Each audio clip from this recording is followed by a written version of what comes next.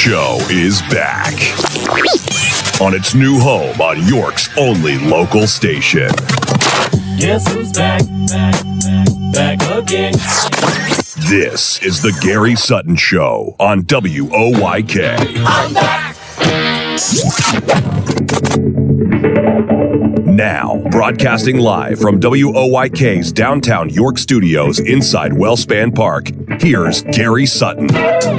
And welcome to the Friday morning edition of Gary Sutton Show here on WOYK. I am Gary Sutton, and great to have you aboard here on a Friday morning. It's all brought to you by Barley Snyder Law Firm. Find them at barley.com. Feature a wide variety of practice areas, industry groups, and service teams geared toward helping you achieve your business goals. And we're so proud to have them as our presenting sponsor here. Gary Sutton with you this morning. Mark McKenzie aboard. Ryan is here this morning running the board. And people lined up at the door wanting to have the same job. But no, not everybody can do this. That's right. Ryan is in here this morning, adding experience to an already experienced resume. Yes, he works with Aaron Anderson. There you go. And so we all have crosses to bear. And working with Aaron has got to be tough. Aaron is got to be the easiest guy in the world to work with, right? Yeah, I mean, really. And under Mark McKenzie's tutelage this morning. You ought to hear this. It is interesting to hear Mark teaching how to do this. Am I patient? You're very patient. You're very positive, too. Am I? But you're also very to the point. I was listening this morning. Again, being a former teacher, I'm just listening to your teach. You'd have been a very interesting teacher. You know I that? wanted to be a teacher, but I don't think I have the patience for some people. Maybe, but you're pretty good. I mean, you really are good. Ryan would probably agree with you right now, especially since his life depends on it. Well, he's under your Damocles sword, so to speak, right now. Yes, but anyway, he's doing well so far. There you go. Anyway, this is the main street of York County, and York, just period. But we'd love to have you join us this morning here in a whole lot of different ways. You can start by going maybe to Facebook, Gary Sutton Show. And I've got a question today on Facebook that's of interest to me, and we just were talking about that, Mark. Pennsylvania is in the midst of a teacher shortage crisis. That's according to Laura Boyce, who is a Teach Plus executive director. She said that in a statement. Every county is feeling the harm of not having enough teachers in the classroom. Question: why do you think that there is such a shortage of teachers in Pennsylvania? I just wanted to get some people's thoughts on that this morning. Why teaching used to be a very esteemed job, and it has, I would say it's probably slid over the years in terms of how it's seen by the community at large. And I wanted to get your take on that this morning. So that's one way you can join us, by going to Gary Sutton Show on Facebook. And by the way, a lot of interesting thoughts yesterday about annoying noises. Really? The ones that really make you mad. Do you remember? Forks on a plate. Yeah, forks on a plate. Were there any that said those empty bags of chips? None. Just you. Just me. Yeah. What's that tell you? Yeah, as Mark said, Mark has a certain way of saying it that's like, there's something wrong with you. And I would just say it. I mean, out of all the things that are annoying, oh my God, I don't know what it is. Is it because it's empty? I mean, I don't know what it is. You know how it's built in. I don't know what It's not something I've acquired. It's just there. Okay, and it's always been there. That's the worst part. It's like the hatred for Burl Ives. I've always had it as a kid. It started as a young child. It's an honest reaction. I mean, I don't know what to do with it because it's just there. It's not something that I went out and saw something. And, no, when someone takes a plastic, and I'm talking about the plastic potato chip kind of bag. Right. Yeah. Or Cheetos or one of those, and they start to take it. Do we have any in here? I don't think we do. And they start to, thank God. Yeah, they said in chorus. And they start to take that bag. And they crinkle it. Yeah, just throw me off a building. Seriously, I can't. I take actually had. I don't eat a lot of. I do like Cheetos. Yes. But I have, since you mentioned these bags, I had. You're the one that brought it up this morning. Because of the annoying sounds. Yeah. Two things. One is. I had for dinner last night, believe it or not, rather than have a chicken salad sandwich, I had the scoops, the Fritos scoops. Oh. And I scooped so I had no bread, but I used Fritos. I've done that. Yes. It's nice. Did you know that if you needed to, you can light Fritos on fire? can light anything on fire. It's true. But No. I mean, it will burn. It will hit like a. why would you do that? Well, like if you wanted to start like a campfire or something, and you had some Fritos, you could do that. And this is. Does someone have a little problem with the matches and the flame? No. I don't know. And then this is a shopping tip. Costco has this. How do we go from lighting nachos to Costco? It all has to do with snack food. If you're at a Costco store today and you see Mark McKenzie, run for your life. Yeah. They have one of the biggest bags of chips I have ever seen. Okay. And I want to say it's like pink salt potato chips, but that's not why you should buy them. They are the thickest potato chips you can imagine. I mean, you try to dip a chip and it breaks. They always break. Yeah. Right. These chips are not going to break.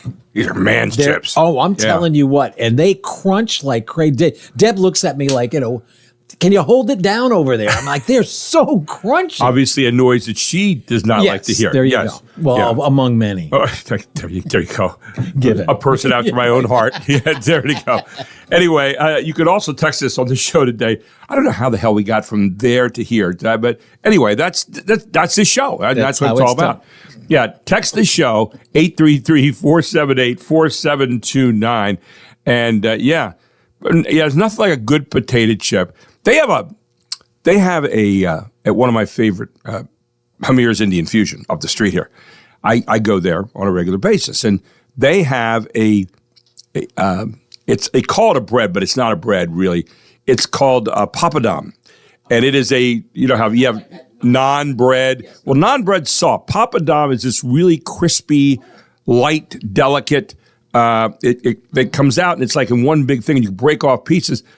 But papadum is made out of chickpea, and it's really good. But I use it to dip into various sauces. Well, the problem is it's so light. You have to feel the level. You have to know the level you can go to. And when it breaks off, that annoys me. Which is again add to the list. How do you fish it out? I don't with a fork. I mean, I just eat it as part of the whole thing. But I have to be very careful. But it's an art. It's an art I've found. So I am.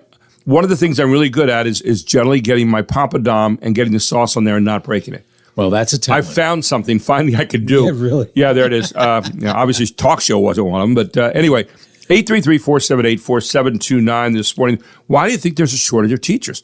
And again, I come from a whole family of teachers. I was a teacher myself. Did you know that I actually, while we were out, I applied to be a teacher? Did you? It was an adjunct professor. Oh. And as it turns out, this actually worked out for me. Communications at Penn State, York. Wow. So, at Penn State, York? I missed that bullet. Yeah, exactly. Thank you very much. Yeah. Which that will be going away in 2 years. And so anyway, good. So we have all that going. I didn't get it. Oh, okay. I obviously stuck here with us. And it's let's see, International Hug Your Cat Day, which is known at my house as Friday. Did it start already? Did you celebrate? Oh, yeah. Yeah, we every day. Did you hug them this morning? They were up this morning rolling their backs. They want their bellies petted. They're up in the bed. It's like a lineup. So, and then the other one wants to go out right away when I go downstairs. They all have all these needs in the morning. They're needy, very needy animals. But you love them. I do. In my house, though, I am number 4, as I mentioned yesterday, behind the cats. Yes. I said that to my wife last night. It was our anniversary. Yes. Did you go to your usual spot? No, we went Moonlight Cafe last night, which was very good. We split spaghetti and chicken parmesan. Did you eat it like they did in what was that Disney movie where the dogs they do the spaghetti? No. That would have been fun, Yeah. And then you were at the Moonlight Cafe. I believe the moon is behind the dogs when they do that. I don't know. Anyway, yeah. So we did that. What'd you have for dessert? But I said something to her about what I said in the air. I told her on the air that I was number 4 behind the cats, and I laughed, and she didn't. She looked at me and went, kind of nodded her head. Exactly. Yeah, okay. She all right, knows honey. The hierarchy. Yeah, that was on our anniversary, for heaven's sakes. It wasn't like any other day. I mean, so it was confirmed. Excellent. That I am number 4. Well, yeah, I'm fourth. I'm 4th best person in our house. So she said, if the cats go, here's the door. So the good news is that you are familiar with the hierarchy. I understand how everything works in my house. I'm allowed to act like I somehow have any ownership at all, but I don't. But my wife is very good at making you feel like you do, and then kind of looks away and goes, right. Yeah, so anyway, 16 days to Father's Day, 35 days to Independence Day, to our next holiday, July 4th. We have a whole array of guests today. It's here. Creativity Day. It's a Creativity Day. It is Creativity Which is called Day. Friday here on this show. Absolutely. Yeah. And our food holiday, it is actually National Frozen Yogurt Week. Yeah, I've kind of had it with the frozen yogurt thing. We've heard this a couple times now, but it's okay. But let's move on. Okay. Yeah, What do we have today? Do we have? We've got somebody at Ted six- Check. at Ted Check this 6:35? morning, who always talks about the week in media. We'll get in. He's going to compliment the press today on something. What? Yes, he is. I'm pretty What? sure of it. That's a rumor. That's what we're saying. Eric Menzer this morning will be with us at 7:05. I don't know what his title is anymore. I think he's vice president now. Emeritus. Emeritus, yeah. Grand poobah of everything in York. I don't know. Just about. Yeah, He's- it's Kindness Friday. We're going to be talking a little bit about a Good Friday, but Kevin Smith is not in today. He's not in today. well, he just came back from Rome. did you say? He's on to other stuff though. He's I always doing wanted other to go things. to Rome. I did too, and I haven't made it yet, and that is on my bucket list. Yes. Gracie ATN today on wellness and how do we make our mental wellness a little bit better. Of course, May has been Mental Health Month, and we'll get into that. This is the last day of May. Next to last day. Next to last day of May, and then of course we start June on Monday. On Sunday. Well, okay, but we start June on Monday here. Let me call the cats. Jim McClure will be with us this morning, and we'll be having a lot of fun with York County history. And then at 8:35, always fun getting the look at what happened this last week through the eyes of Dr. Nick Pandolidis, retired orthopedic surgeon, all here on the Gary Sutton Show on WOIK. It is the main street of York. And we're back with more right after this. And a swing and a line drive, base hit left center. That will score both. Berglund is in. Here comes Bubba. Jalen digging for two, and he slides in. A two-run double, and the Revs are back in front. It's 4-2 here in the eighth.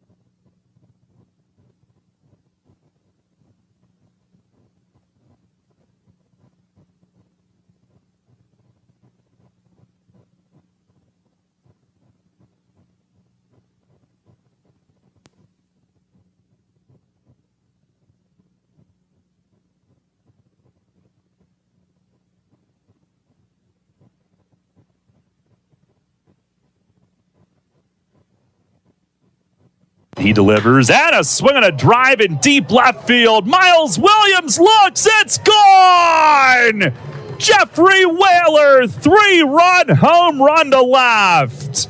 And Wales, with his third of the year, it is a massive one, a 3-run shot, and it's 4-0 here in the third inning. That was the second game. Well, that was the second game last night of 2. They started at 4 o'clock yesterday afternoon down in Hagerstown. And the Revolution walking out with 2 wins last night, 4-2 and 4-0, a shutout in the second game. And the Revs now up 3.5 games over Long Island, who is coming in tonight for a big weekend series. The Revs have stretched their lead out to 3.5 games now. They are now 19-9 for the season. Second best record in the Atlantic League at the moment. And so, the Revs was a good couple of wins yesterday down at Hagerstown. And so there you have it. Tonight it's the Long Island Ducks coming in here to the stadium, and 6:10 is airtime right here for the Revolution. 6:30 is the first pitch of the game. And, if we get Darryl a little bit of excitement, I think we'll be all right. Wasn't he? He's fun to listen to. He makes me smile. He's really good. Speaking of baseball. Yes. Check out this story about Major League Baseball and women. 29 years since the WNBA played its first season, financially backed by the NBA, Major League Baseball is committing a major investment in women's softball. According to ESPN, MLB is grabbing a stake of more than 20% of the 4-team Athletes Unlimited Softball League, the AUSL. The league is scheduled to open this summer, 4 teams playing in 12 cities. MLB Chief Baseball Development Officer Tony Regan said, "We think the time is right to get into the space with a credible partner. We want this to be not good but great." Regan said, "We want to create more opportunities for young women. Now they have something to strive for that's going to be around." The commissioner of the AUSL is Kim Ang, who in 2020 became the first female general manager of a major league team with the Miami Marlins. Jared Max, Fox News. What do you think of that? Would you watch softball on a regular basis? Is a big question. I don't know that I would. Would it be wrong if I suggested maybe like in bikinis? Well, I mean, it sounds a little chauvinistic on my part. But how about remember lingerie football? If it was guys in bikinis, that would really be bad. So I didn't know. It's not a good. Did you ever watch lingerie football? I passed by it one time on TV. Yes. But I was reading the article, so I didn't. So no, all right. No, I never actually watched it. Okay. It's just it.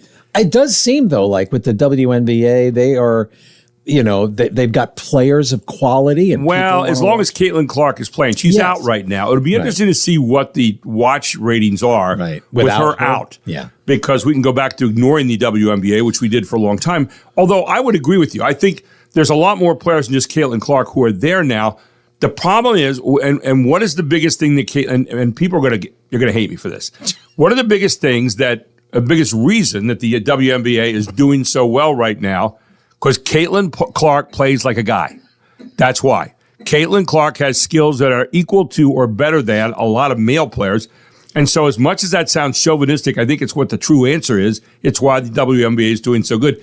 All the other players are along for a ride. It's kind of like Caitlin Clark is like the Michael Jordan. But don't you think she is going to push these other players? They're going to see that, hey, maybe I can do that. And they're also getting exposure, and then young people who don't have the kind of media memory that we do, thinking, oh, well, this is perfectly normal. This is nothing out of the ordinary. For us, it's a little bit of a shock, but, in the future, it's going to be nothing. Having been inside that culture now for a while, as far as basketball, the amount of change and skill improvement over the years by not only women but men players as well has been incredible. The stuff they can do now is amazing. I've been in national AAU tournaments and I've watched these kids, and I'm telling you what, it is incredible what they can do. The problem is, they play the game below the rim. The guys play the game above the rim. And people like that above the rim game. So women have to find something that equals that out. What Caitlin Clark discovered was, if I can hit threes from the next town, that's going to do it. And she shoots threes further than any guy does. And so, you get that. And she has the ability to pass. She's really, really deft at that. She's very good. And so they found a way with her to kind of equal out the above the rim game. And I think once somewhere down the line, when we're going to start dunking it and all that kind of stuff, that'll happen. And you're going to see a whole different thing. But you have to find other things to get people to want to come see your product. Well, everything is a slow slog to the future. Absolutely. And she's, a step in that direction. Let me ask you, do you have a story? I was looking at this teacher story. It's really interesting to me, I guess, because having been a teacher. But I was looking in this article that, by the way, you can find today in the York Daily Record. It's severe teacher shortages plague most Pennsylvania counties, new report finds. And I'm wondering why there is such a shortage right now.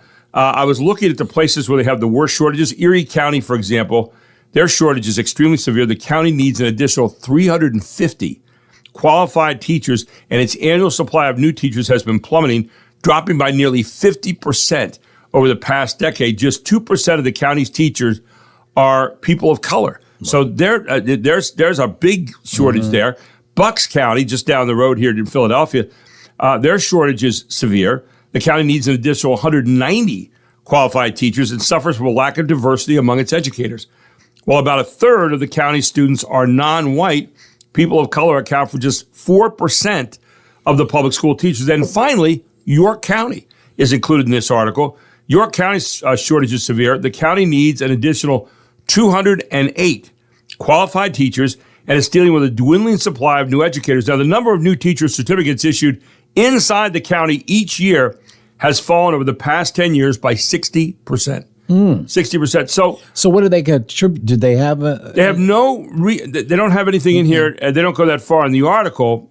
But, I'm thinking out loud, and I'm wondering, what is it that has made it so bad? Is it the fact that, we hear about deterioration of the home where we have a lot of one parent, and again, not that one parent maybe aren't trying to do the right thing.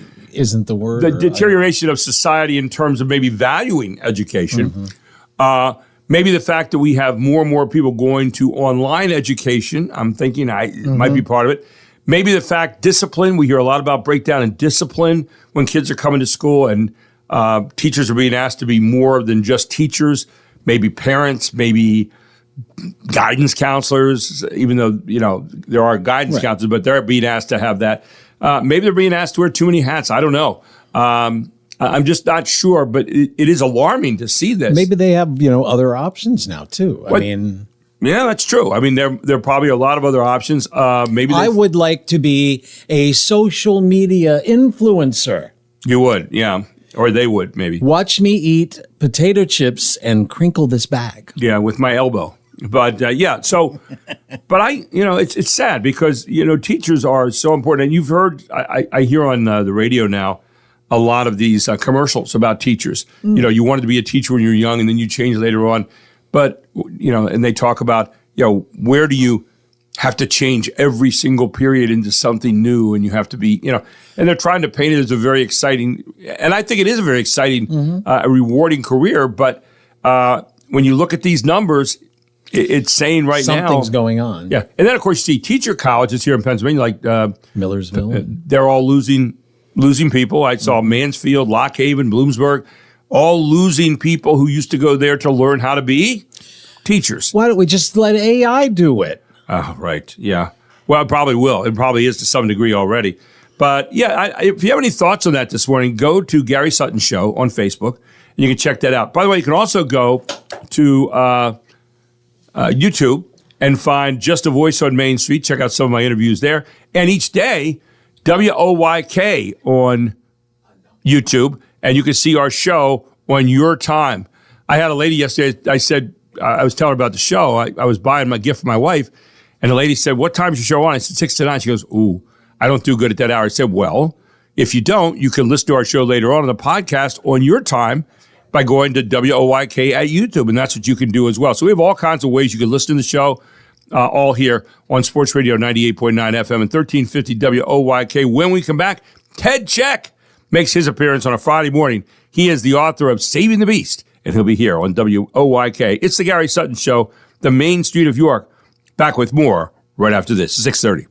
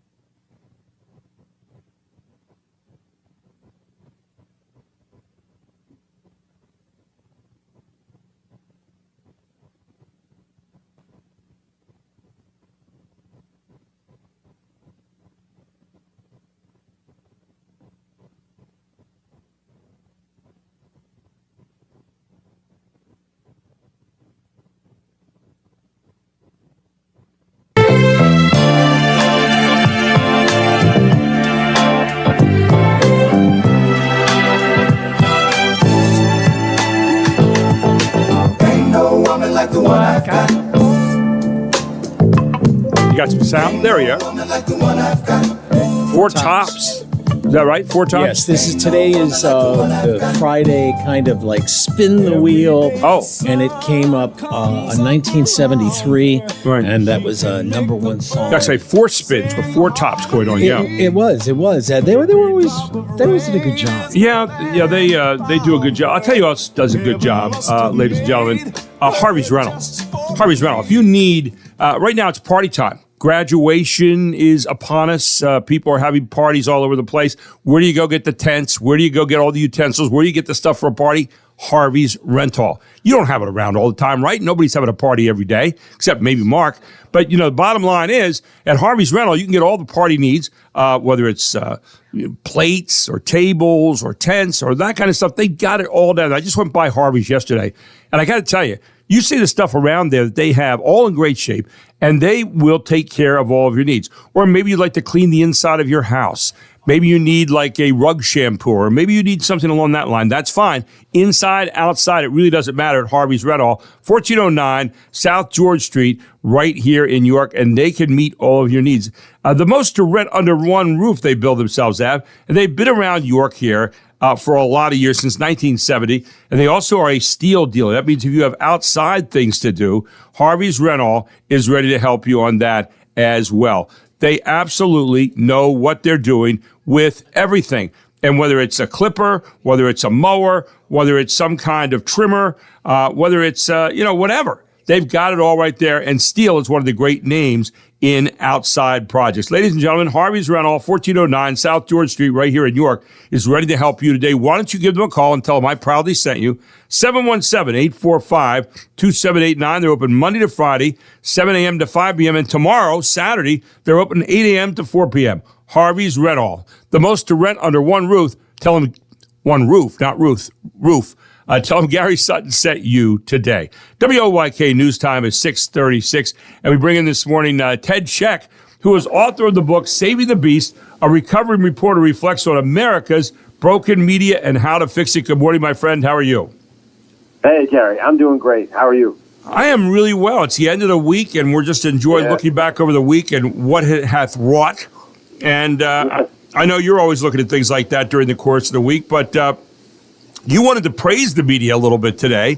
I know, it's crazy. Yeah, you didn't come to bury it. You came to praise it today. Of course, we do want to remind people about your book, Saving the Beast, a recovering reporter reflects on America's broken system. One of the things that it has in the thumbnail sketch of this is the idea that there was a covenant among people and the media for a long, long time, right? And you make a point of talking about it, unspoken covenant, that the public expected the media to deliver the news in an unbiased, objective manner, and in return gave the media its trust, time, and money. But over the decades, that covenant has been kind of blasphemed a little bit, hasn't it? Well, yeah, that's kind of the premise of the book, Gary, for sure. But just moving forward to this week, like you said, I have to give some praise, I think you and I do that on occasion, when it's warranted. Absolutely. On this show, and they've been as a word that we often focus on is objective. As far as I can tell, they've been fairly objective with the news that FBI Director Kash Patel and Deputy Director Dan Bongino, when they said, "Hey, we're going to investigate several high-profile cases that's just been out there," and some people say they were swept under the rug or ignored, but they've remained unsolved. And they said, "Hey, look, we're going to try to get to the bottom of this," and the media, instead of dismissing it, not covering it, or saying, "Wow, that's kind of frivolous," I think the media, like everybody else, loves a good whodunit, and we want to get to the bottom of these high-profile cases. Yeah, I think that's a good point. And people are kind of unified around that, wanting to know, what the heck happened, and trying to figure it out now. So a lot of people are going backward, and of course, you're seeing the books coming out there, like by Jake Tapper, talking about how did we miss, what happened with President Biden during his administration in terms of his ability to be president during that time. And it's not really a mea culpa as such, but he is bringing that out right now. He may have been part of that too, but by the same token, he's saying we shouldn't have missed that, and going to the very heart of what you talked about, that we broke a covenant by not really seeing that and reporting it to people as it really was at that moment. Yeah, I mean, have you? You're familiar with the cases that they're looking at, right? I mean, yeah. These are some interesting things. You know, the January 6th pipe bombs that were planted. Well, I guess it was the day before, January 5th. They were planted, and it's been the subject of a lot of conspiracy theories as to how who was it? Who is that figure that's in the video? We've seen the video. Who is that person? Because they planted one at the DNC and one at the RNC. Mm-hmm. So they were incredibly even-handed with how they planted the bombs. I mean, the whole thing seems fishy. You know? Yeah. So your antennas are up on that a little bit. Okay. All right. So what else are we looking at there in terms of some of the kind of connect objective sorry, stuff? Gary. No, go ahead. Connected with that, the possibility that there were federal agents that were in the crowd on January 6th. There's been that conspiracy theory, and Patel and Bongino have kind of hinted that there may be some truth to that. Serving as agitators in the crowd. We'll just have to see. But that they're kind of dancing around that. They're kind of saying, hey, maybe there is something there. How about the cocaine that was found at the White House? Who did it belong to? Who put the cocaine? It just sounds crazy to even say it. To even say that there was cocaine at the White House. And then we have the leaked decision by the Supreme Court. I believe it's called the Dobbs case. Correct. Yep. Other people will call it, the overturning of Roe versus Wade. It wasn't an overturning. It was turning it over to the states. Right, giving the power to the states to decide whether they feel that abortion is legal or not. Right. And then kind of also been mentioned this week, Jeffrey, or I think it was maybe last week, Bongino said, hey, guess what? Jeffrey Epstein did kill himself. Yeah, that there was nobody else in they have like video of it now. There's nobody else in the cell. Yeah. Right. So that the other day. I think and the important thing is that they need a bit of redemption here, because you had Pam Bondi releasing the Epstein list. That was a flop. Then you had the JFK, RFK, MLK files. Nothing ever came of that. I don't know if you could blame the Trump administration for that. But there was nothing. Nothing earth-shattering in that at all. No. Yeah, no big revelations there. But like I said, got to give praise to the media. They're just stating it plainly. Hey, look, this is what's going on. The director and the deputy director, they're going to look into this stuff. The only person that has a problem is James Comey, because a lot of this stuff happened during his watch, and so it's going to make him look bad. He's fresh off the 86-47 controversy, but he decided that he's going to criticize Patel and Bongino anyway. Yeah, and so he's got a problem with the FBI. Because, like I said, it could possibly make him look even more incompetent. Are we in a time where we get into more of this conspiratorial stuff than you can remember in your lifetime? I mean, in my lifetime, I can't remember being more conspiratorial. Although, I lived through the Kennedy assassination, the Robert Kennedy assassination, all those, and there were always conspiracy theories, especially on JFK's assassination back in 1963. But the point being, there's part of us that loves a good mystery, and then there's part of us that would love to have it solved. We'd like to know the end. We want to know the whole story, like your book. We want to know the whole story, beginning to the end. And we don't have an end on a lot of these stories. And the point being, I don't like conspiracies being resorted to by people at the drop of a hat. And it seems like it's easier and easier and easier to go to that right now, because there's no way to double or triple check it right now in a way that is that puts a period or an exclamation point on the sentence. Does that make sense? Yeah, I mean, I don't know if conspiracy theories are heightened now, rather than, like you said, when some of these things were occurring, the JFK, RFK, MLK. I think it's just amplified by the internet. Amen. I think conspiracy theorists have always been around; they always will be, and it's just amplified. Back to what you were saying before, yeah, we want the end of the story. We want the resolution. Right. Well, it's just a human thing. The other part to that too, Ted, is you mentioned about the internet and with social media. Everybody can join in now. Everybody can kind of add their 2 cents, whether they have 2 cents to add or not. And so everybody could jump in on it, and all of a sudden people say, did you read what that guy said the other day? And that becomes fact where it's not. It's just simply an opinion that someone's tossed into the, I always say, tossing a grenade into the oatmeal room. That's what's happening. And a lot of people who don't really have a basis for really being in the discussion other than opinion, and it's not even, and the opinion is based on, frankly, and many times nothing, now waters down what might be the chance of finding some facts in there. But guess what? That horse left the stable a long time ago. And so we get into this whole conspiratorial kind of thing that gets souped up over just people pouring on salt and pouring on fuel, if you will, from the social media crevices. So it really is something that kind of bothers me a little bit. And I get kind of worn out by conspiracy theories, but there you go. Final thoughts this morning from you on this whole thing. No, and I just want to reiterate. I talked about these things that they're looking into, and a lot of, or some of what I said is this is what some people believe. That like with the January 6th pipe bombs and all that stuff.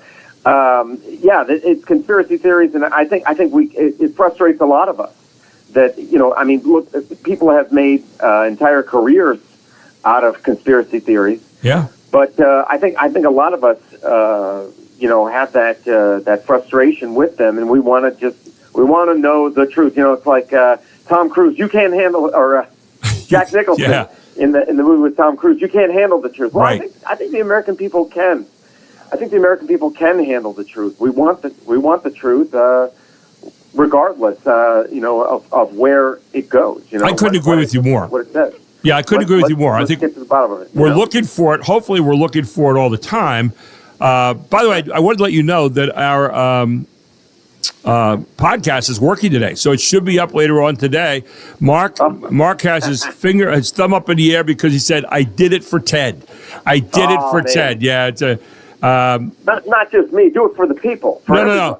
But you were on top of the list this morning. I wanted you to know that you were right there on the top of the list, and also on top of the list. Get out there and buy Ted's book.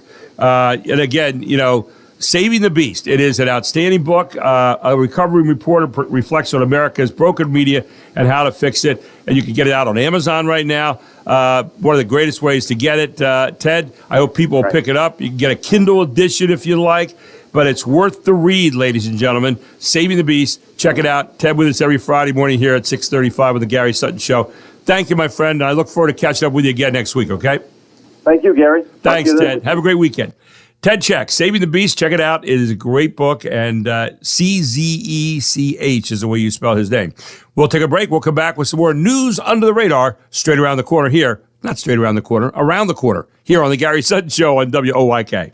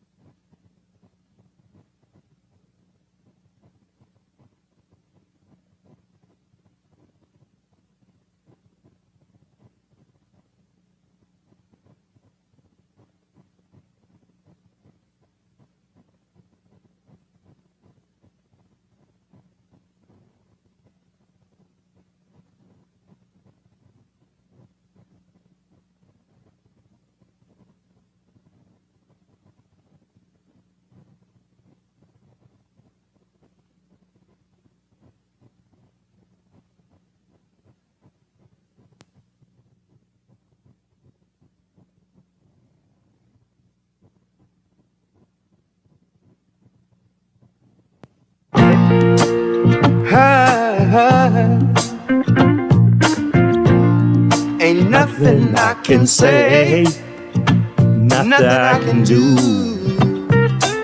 Here you go. I feel so bad. Yeah. Here you go, Mark. I feel so blue. Oh my gosh. I got to make it right. Is that a cat? I got to make it right. Yeah. For everyone Concerned. Tower Power. One of the great groups of all time. You got to hear the chorus of this, ladies and gentlemen. It's really good. Yeah. What's getting bad? Here we go. Cause I could never make You unhappy. I won't go up Sing to it, baby. falsetto. No. Oh, your voice changed. Love you so. makes it so hard to go. So very hard to go. You feel like you're in the room with Tower Power. I know when we sing, that's why Mark and I don't do it that often. You just don't want to feel like it's copied, you know. I want to crinkle a empty potato chip. No, I give up. I'm sorry. I'm sorry I did. Anyway, welcome back to the Gary Sutton Show here on WOYK. I saw an interesting story this morning. Oh, is that so? Hawaii is introducing a tourist tax for people visiting the state. Doesn't that seem kind of at odds?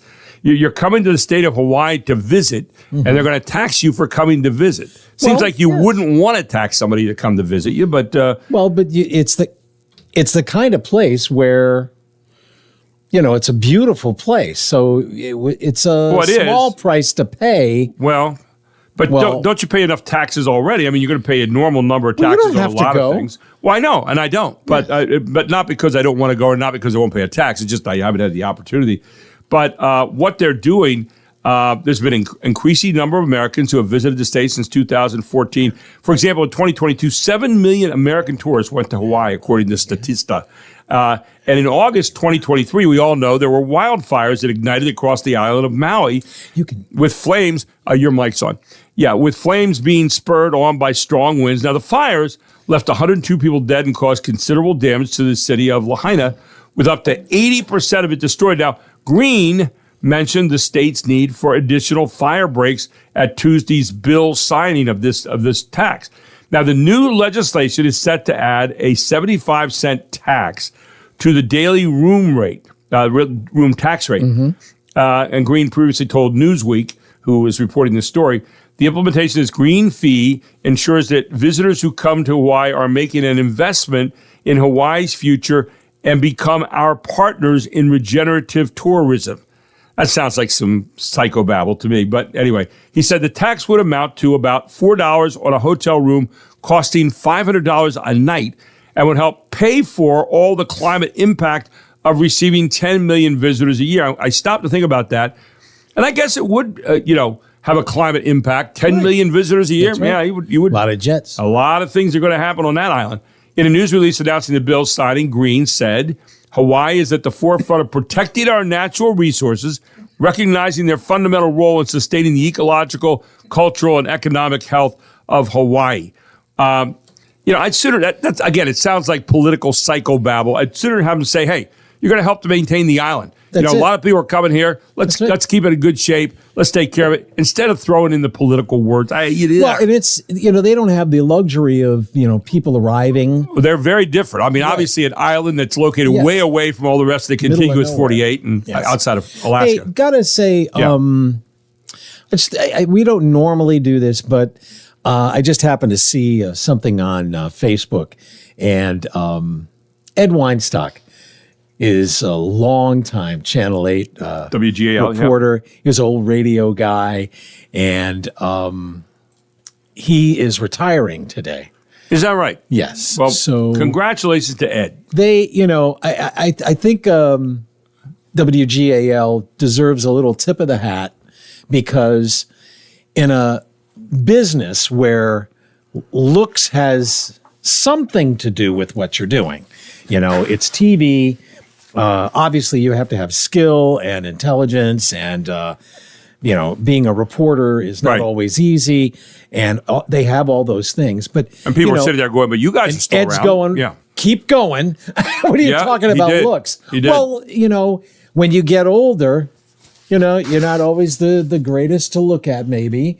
Not that, but they don't. They keep JL keeps their people Yes, around absolutely. for a long time, and To their credit, I believe. and they're good. I mean, the Yes, people absolutely. are good. So yeah. There is some Absolutely. in a day and age where loyalty is not necessarily always high on Right. everyone's list. They're very loyal to their people. Yeah. Absolutely. Joe Calhoun retired last year. Pat and- Principe. Yes. was there So forever, yeah. it's Ed's last day today. Congratulations, Ed. I didn't see A former radio guy, by the way. Started I used to early see days. him at Stories for the short time that I did some street, and I watched what he did in order to learn. So Well, he was the consummate TV guy reporting absolutely. stories. I mean, but he did it in a radio way, so he did, I appreciated that, and he was always tough and fair. Hey, one quick thing to get to that we haven't talked Go about ahead. today. Did you hear about this? 13-year-old Faison Zaki of Allen, Texas, went from runner-up to champion of the Scripps National Spelling Bee, where a moment of overconfidence nearly cost him the title. But after getting a second chance, nailed the word éclaircissement to clinch victory. Éclaircissement. Éclaircissement.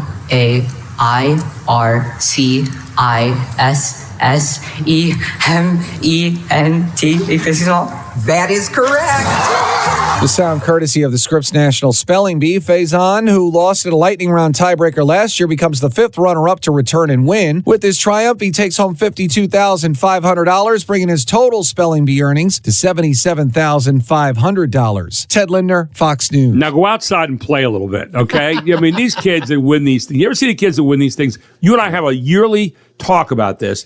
I don't think those kids have ever seen an outside. Go out and play, honey. No, I got to study some more words. They're going to have a 5,000 square foot home. Exactly right. So just remember that. That's true. They'll own most of the country. That's They'll right. have they'll be inventing something. I mean, these people are always smart. I thought I was good at spelling until I heard that. I saw a list today, by the way, strangely enough, on the most misspelled words across America, and that one I've never heard of. Éclaircissement, but Me neither. can you spell, for example, the word definitely? DEFINI definitely TLEY. And that's what most people spell, and you would be wrong because E is in there. A I misspelled think- word. Definitely is one of the most misspelled words in It's the not country. LEY. It's definite and Lee. L-Y. L-Y. Yeah. So and it's so you have to have the ELY, not E-L-Y LEY. because a lot of people make that mistake constantly, as you did today. And That's what frankly, spell check is for. and frankly, I'm a little upset about it. So it's, we'll get over it. But anyway, definitely. But that kid that won I saw him yesterday on an interview afterward, and I'm going like, go outside and play. Go to the stadium and see a baseball game, for heaven's sakes. I don't think he's ever seen that. All right, Grandpa. Eric Mentzer's up next year on the Gary Sutton Show. We'll find out what's going on in York and all the great things that are happening when he joins us here at 7:05 on the Gary Sutton Show this morning.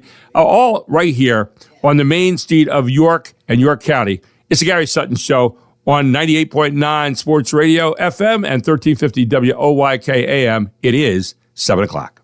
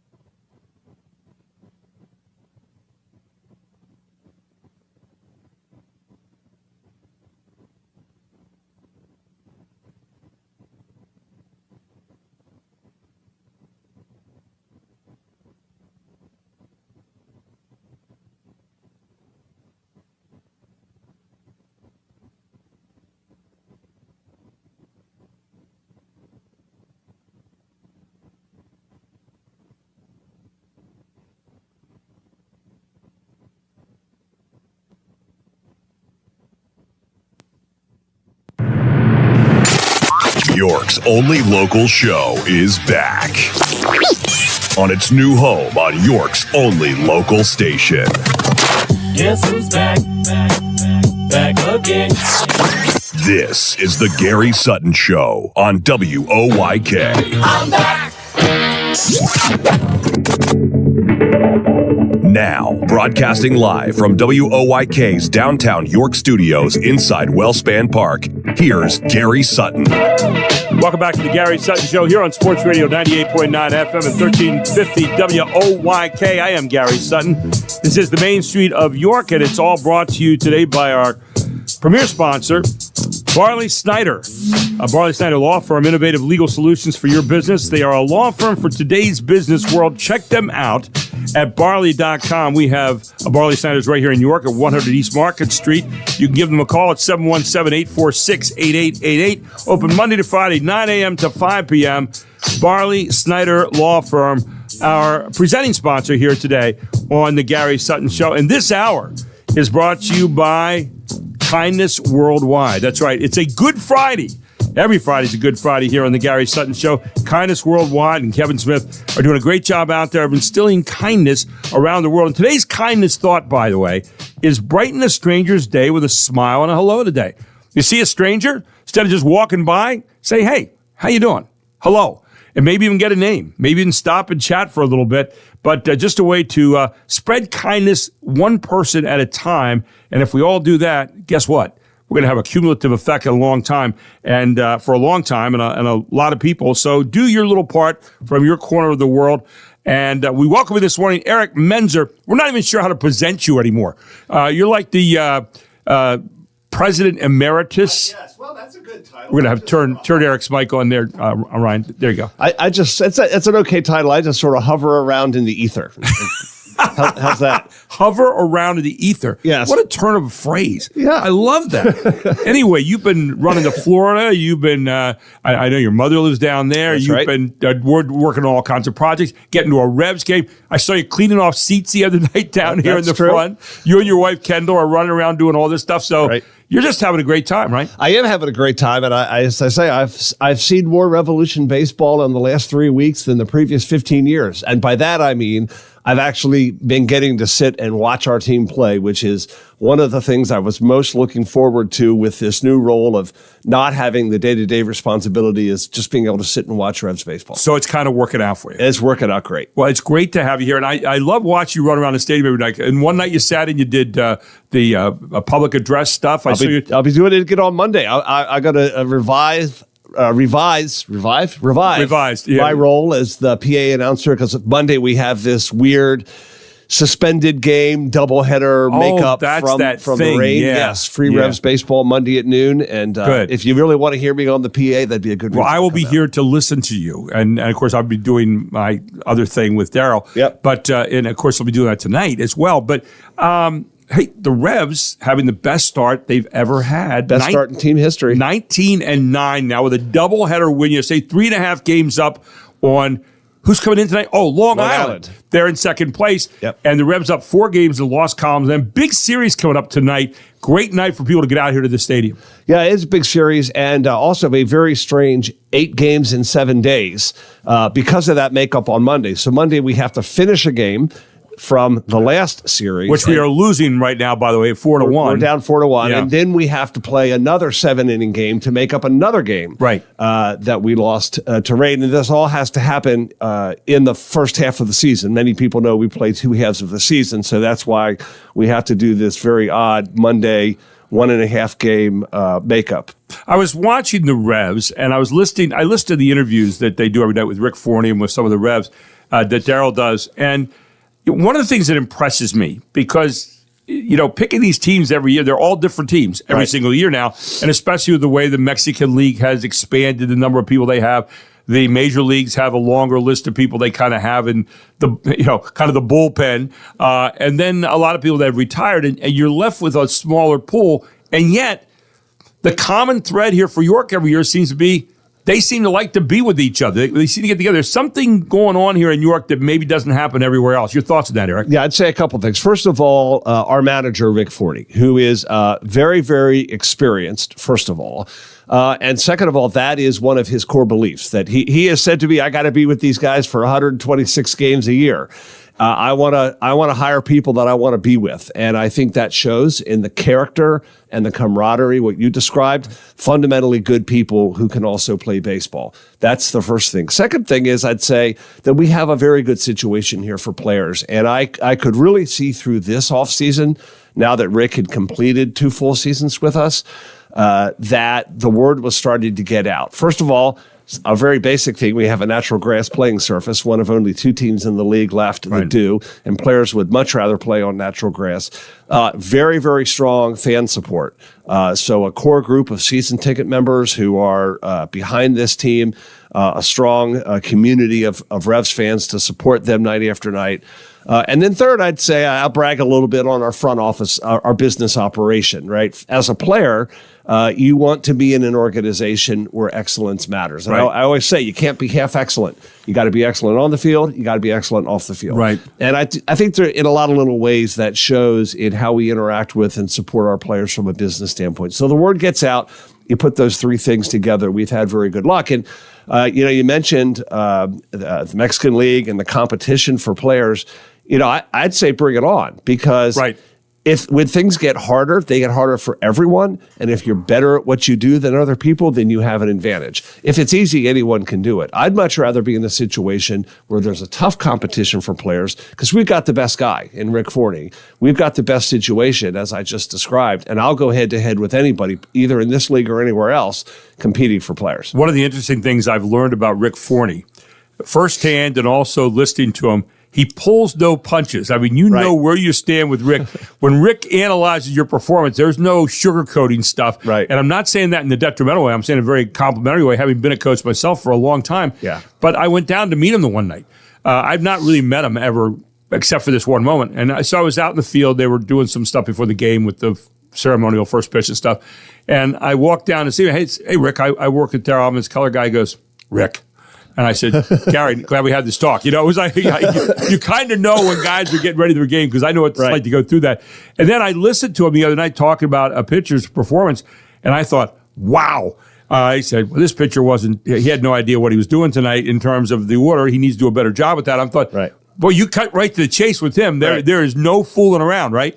Yeah, absolutely. And one of the things that you'll find about Rick is he is, the best word I would use is the 2 words, decent and forthright, which is, I agree. Look, one of our guys who's really hot right now is Jalen Miller, our second baseman. You realize Jalen was released by Rick last year from this team because we had a situation where we just didn't have a spot for Jalen, and we had some guys who were performing better at the time. This is a guy who was released last year who wanted to come back this year. What that tells you is about the way he was treated when he was here and when he was released, and it's working out. Jalen is red hot. So Rick is very forthright, but he's also a very, very decent human being, and he's had some challenges in his life. He's never been quiet about the fact that his son, who was a star athlete at the Naval Academy, died in his sleep from an undiagnosed heart condition.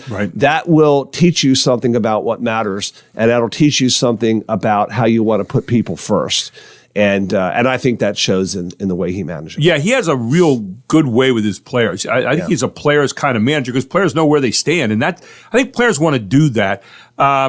You look at the Revs tonight. As I said, a great series coming up tonight with Long Island, and Long Island came in here and bushwhacked the Revs earlier in the season. Yes. And so we'd like to see a little bit of a retribution, maybe is the word. Well, and the interesting thing with this team is that we're really winning with pitching right now. Last year we had solid pitching, and we won with offense, and we won with speed on the bases. We had a what they would call a dynamic offense last year. And it's not that we have no offense this year, but we're leading the league in pitching. Right. We won 4-2 and 4-0 last night. Correct. We've been winning with 4 runs.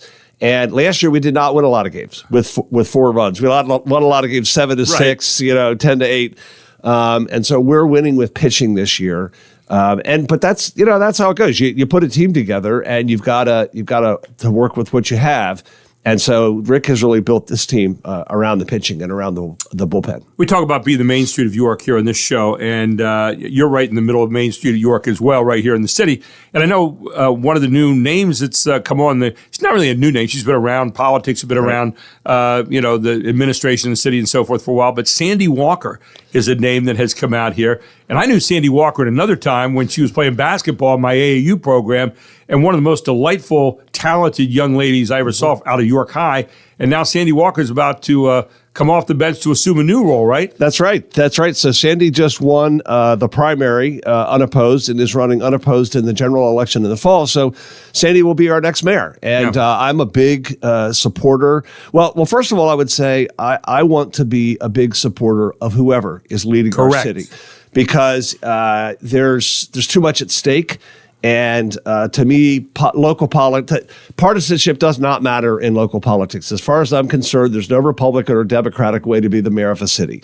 There may be some philosophical things that set your priorities, but look, most people's encounter with city government is when they need a permit to have a yard sale. Right. And there's no Republican or Democratic way to issue yard sale permits, right? What I'm always want to do is support people in their attempts to operate our city government in a way that serves the people, that keeps us safe, that keeps our taxes and our finances stable.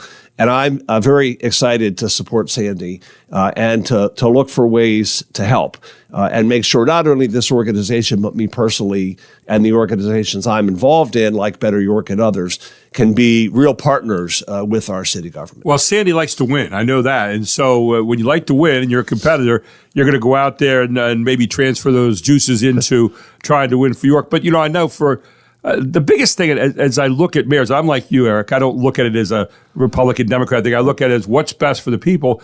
And I think the biggest thing you want to do if you're mayor is help to give ownership to York. Everybody have ownership in what this city is all about, not just on Market Street, not just on Philadelphia Street, but every street in the city of York. Yeah, and Sandy, served on city council and as city council president for many years. And in that city council role, that's really part of your job, is to go out, to listen, to hear what people want, to hear what people need. And so I think the way Sandy was raised in this community, as you point out, a local product, an athlete, that there is a lot to be said for what being an athlete teaches you. Oh, yeah. Both in terms of your personal motivation, your willingness to work hard, but your willingness to be a good teammate as well. And that is a good combination for a manager or a leader. And a class act as a person as well, and comes from a great father who looked out for veterans here. They're still doing that here in our community and others. So Sandy Walker will be our next mayor of York. We'll be talking with her on a regular basis. Yeah. But Eric, thanks so much for stopping by this morning. We'll see you at the game tonight, and go Rebs. Absolutely. You got it. Take it on Long Island tonight here at the stadium. Come on out and check it out. We're also right here on the radio tonight. 610, Daryl Henry and I will be bringing you the game tonight. Sports Radio 98.9 FM and 1350 WOYK AM. Back with more right after this.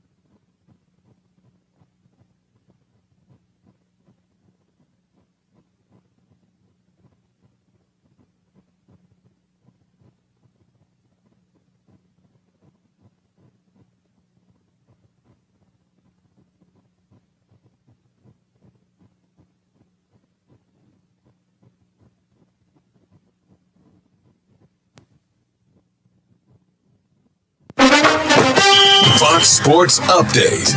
4 straight wins for the Oilers. They lost game 1 with a 5-goal Dallas third period, and we have a rematch of last year's Stanley Cup final. And here it goes toward the empty net and in with 10.8 to go. The Edmonton Oilers did not let up. On ESPN, the NHL's Western Conference Final ended in Game 5 in Dallas last night, where the Oilers built a 3-0 lead just over 8 minutes into the game and beat the Stars 6-3. Edmonton, which lost the first 3 games of the Stanley Cup Final last year before it won 3 in a row to force a Game 7 only to lose to the Panthers, will get another shot at Florida.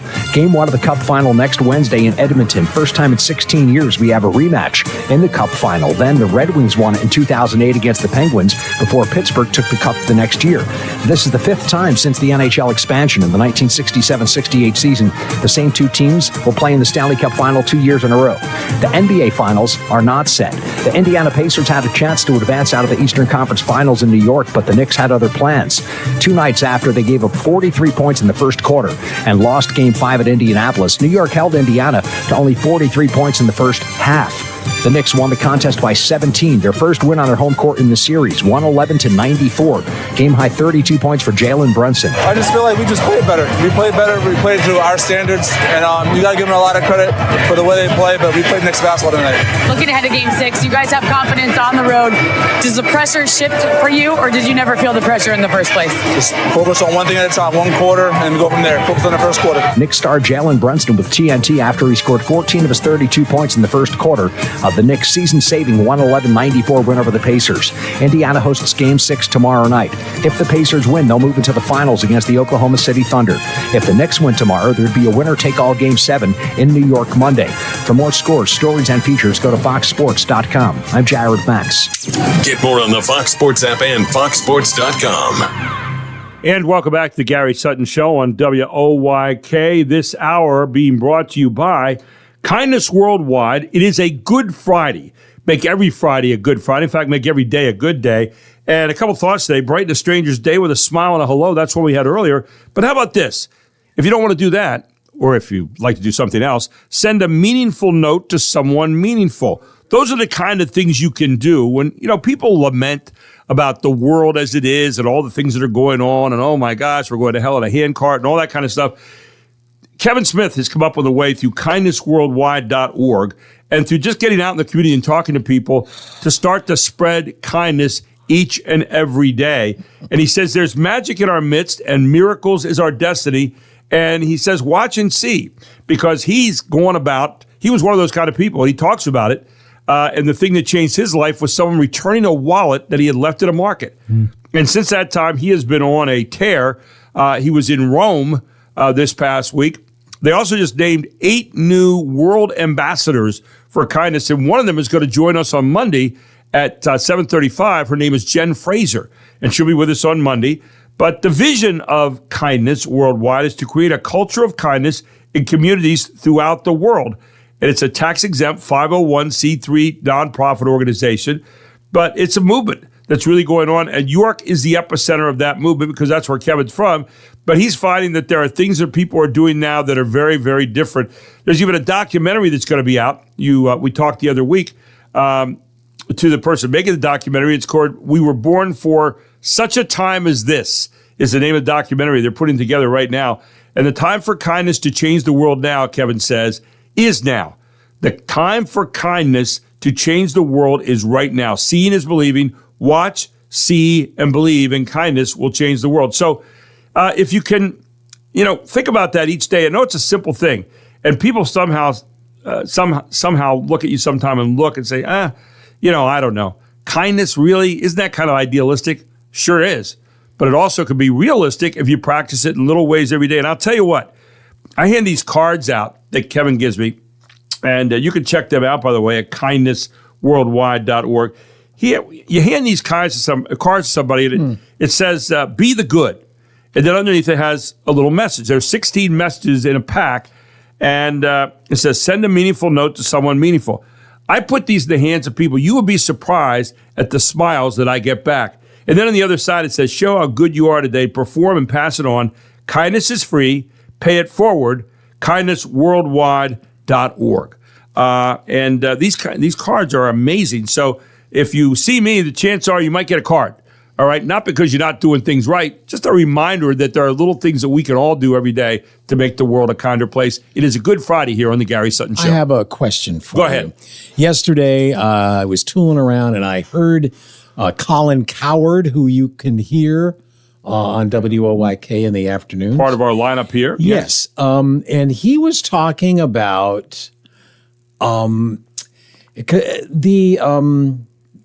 the blue-white game. Right. You know, the teams where they have like spring football and they play this game and people go to this and it's a somewhat of a big event. Oh, yeah. Autograph signing and all that, yes, too. Yes, in the off season. And he said they should just stop it. A lot of teams are. He said, well, you know, with the NIL and the contracts, TV contracts, he said it's just the kind of thing where maybe it's a bit, I'll use a word I used earlier this week, anachronistic. I think if you go to Penn State, the blue-white game is not so much a game anymore, it's a meeting. You get to meet, the fans get to go free. And I know Tom Almanzo, we know, took his family up. His daughters are Penn State fanatics. And I mean fanatics. Why is that? All of them? Drew Aller especially is one of their favorites. And they actually have a little club that they started at our church, and they tie it in kind of with a religion kind of thing, but they really love Penn State football. Well, this year they went up for the blue-white game. The blue-white game is, no one cares about the score anymore. No one cares about the game. It's more of a controlled kind of scrimmage. And it's offense versus defense? It is, but, you know, people just want to see some of the players. But there's an autograph signing session that's unbelievable. They give you a great big poster, and you go around and get all the players' signatures on them. You get up close to them like you can't during the course of the season. You get a chance to be in the stadium there, even though the stadium's under construction right now, and be around all of that, and it's free. And I think that's something that really involves the community here in Pennsylvania. You know, Pennsylvania has a love affair with Penn State, and Penn State football especially. So I think the idea of having something, whether you call it a game, whatever you want to call it, I don't think most teams, and I think James Franklin is betwixt and between about where to go with this right now. He understands the promotional aspects the reality of it. of it. Yeah, but he also understands, you know, it's spring practice. No one cares about the final score of this game. It doesn't mean anything. No one keeps records on it. So I think there's something to be said about what Coward said. At the same time, I do believe that something like that to end spring practice is really still apropos for these college football teams. Because and now that you've given me all the perspective I need, especially when they had the spring practice. So this is a way to wrap it up. And mostly it's public relations. That's mostly what it is. It totally makes sense to me. The other teams, maybe bigger markets, it's maybe not quite the thing. Yeah. So I understand why they're. But you still have the involvement and the bond that you want to have your fans have with you, and that never hurts. That builds on it a little bit. And I think it's something that's really, really good in the long run. Hey, coming up next, we've got, speaking of good stuff, how about wellness? How you feeling about your life? Do some of you struggle with depression? We talk about that a lot. This has been Mental Health Month, by the way, in May. And we're going to talk to a guy that's doing something about it. He is Dr. Gracia Etienne, who is the head of the York TMS Clinic located at 1806 right here in North George Street in York. And we're going to talk about your wellness and the things that maybe we could do to help you along the way on that, all here on the Gary Sutton Show on WOYK. But first, we take a break at the bottom of the hour. WOYK News Time is 7:30.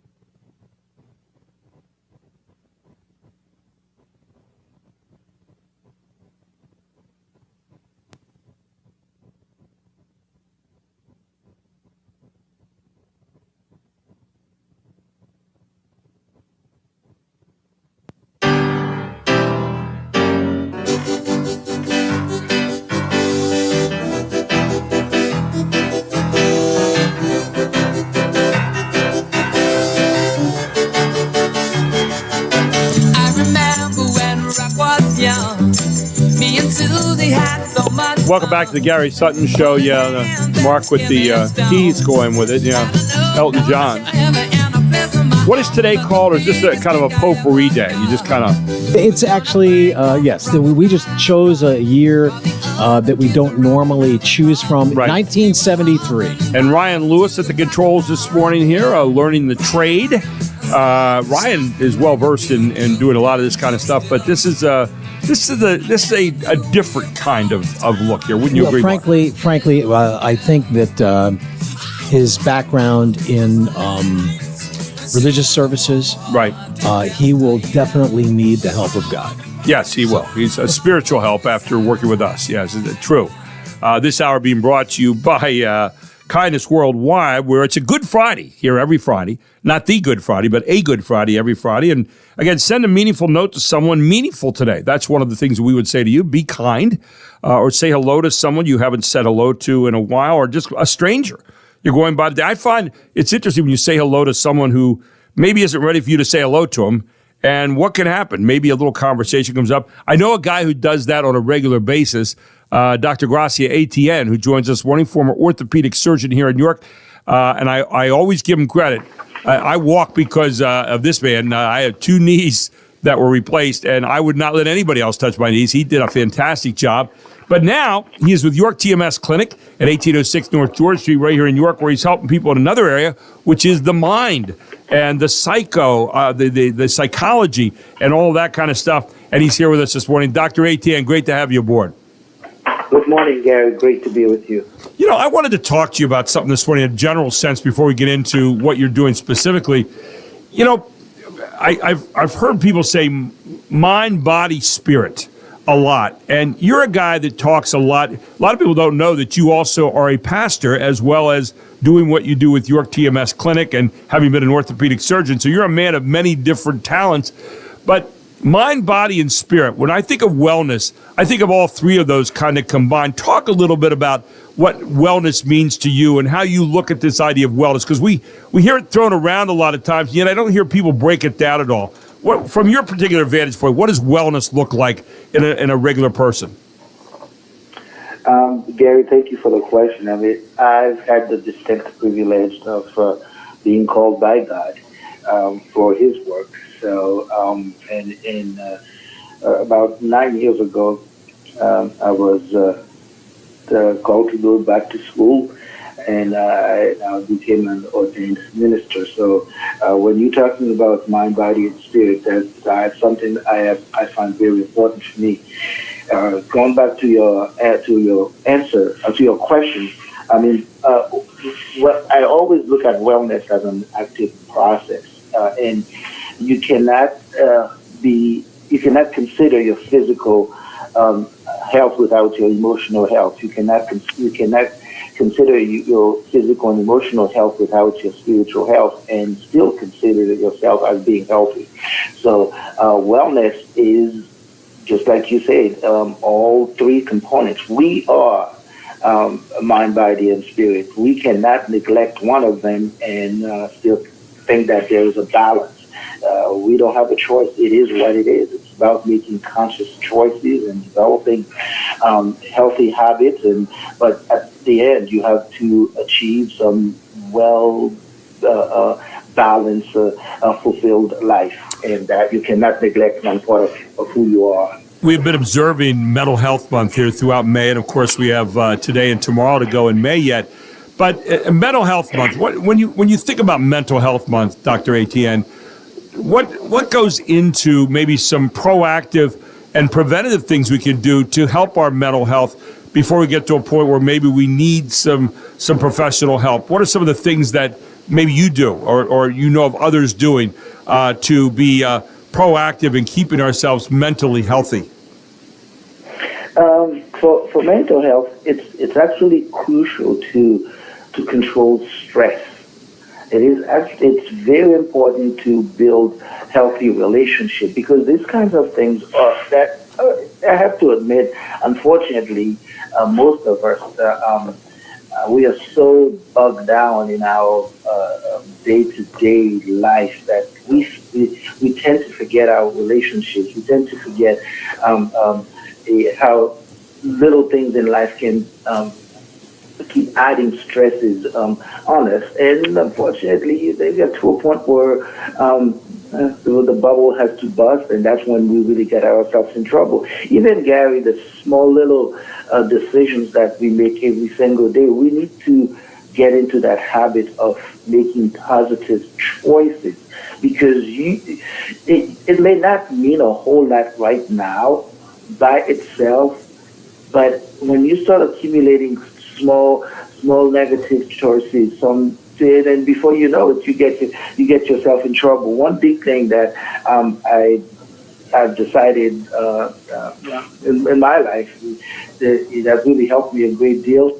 It's something I'll probably talk to you about. That I pre-decide ahead of time. So therefore, when I get into a situation, I don't really have to struggle too much and I'm not living my life circumstantially, because I've already decided this is how I'm going to be. This is who I am, and this is how I'm going to behave in any circumstances. So to me, I can walk away from stress. I can control stress that way. You know, it's interesting. We were thinking about that yesterday. My wife and I had our 21st anniversary yesterday, and one of the things that we talk about, we've never had an argument in 25 years of being together. And people kind of look at you and they roll their eyes and say, come on. I said, no. And they said, well, how do you do that? And one of the things that we decided is that you can't love someone if you don't respect them. And one of the things that we do is the idea, my wife said, I don't argue because the waste of my time. Now, you know my wife, and she's very calm. But one of the things that we have done, where we've had a couple issues that were looking like they were, buddy, before we ever got to the point where they got to be anywhere negative, we just kind of walked away from them and came back later on with solutions. And we're able to talk about those. And that's one of the ways that we stayed out of ever getting into a moment where you could have an argument or necessarily stir up consternation in your life. And we found that worked for us. So I'm sure everybody has different ways of going about that. But your thoughts on that, being preventative and proactive before you get to those moments? Yeah, I mean, social well-being is not a passive activity, if I can put that in quote. It is you have to work at it. You have to have strategies. You have to have ways to handle that, to be able to form and maintain healthy relationships. You have to know how to engage in a social situation, and what you just described is a perfect strategy. You guys know ahead of time. Again, we know it's not going to be rosy all the time. There will be circumstances where you really would like things to be different than the way they are. But if you decide ahead of time, if you have your strategy in place, you feel at the end of the day you'll probably be connected to more people than the ones who don't have those strategies in place. Dr. Etienne, you have turned to a new kind of strategy here in York that is not new, but it's new to York, and it's called York TMS Clinic. And TMS talks about transcranial magnetic stimulation. You're using something called NeuroStar to help people in the area of depression. You talk about mental health, where other things they've used may not have worked as well for them. But TMS, this NeuroStar treatment, is something that can really maybe help some mental health right now. Tell people a little about what you're doing at York TMS Clinic and how you have something available here that could help people where they've not been able to have the kind of help and peace of mind that they've had before. Briefly, when someone is in a state of depression or is suffering from major depression, the brain cells are gone to sleep. So they're literally sleeping and not being active. What TMS does, it reactivates those cells and create connections between them and family, strengthen those connections. And what it uses is small, very low-level magnetic pulses, way less than what you would get if you go to get an MRI for your knee or shoulder or your hip or your back. So it's completely painless. There's absolutely no side effects with any medicines. There's no interactions with medicine, and you experience that. You saw patients coming in, sitting down very comfortably. We are able to apply that. Now, to me, all I'm telling you right now, this is just science. But what is more important and even more powerful to me is seeing the results in patients and listening to their testimonies. And when someone comes in for a consultation and all gloomy and very down, and by the time they're done with their treatment, it's almost like an entirely new person. It's almost like the switch has been is turned on. So this can get you very excited about it. It is a very successful procedure with 82% success rate and 63% remission rate. So we can go on and on and on. But the reality is that there is a valid option available.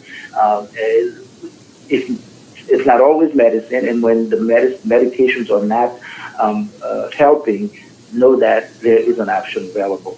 And you can actually visit Neurostar, that's spelled Neuro star.com, to view the various patient stories that Dr. Etienne's talking about who completed their Neurostar journey. Normally, 36 treatments here, and you have found great positive results over those 36 treatments, Dr. Etienne. I know a session lasts as little as 19 minutes a day.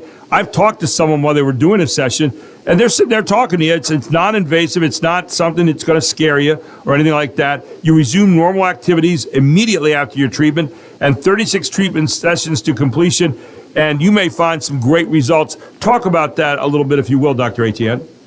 Yeah, there's definitely no downtime, but because Neurostar in the TMS treatment is almost like physical therapy for the brain, if you can use that term. So we really emphasize that patients have to stick with the treatment and be committed to the number of sessions.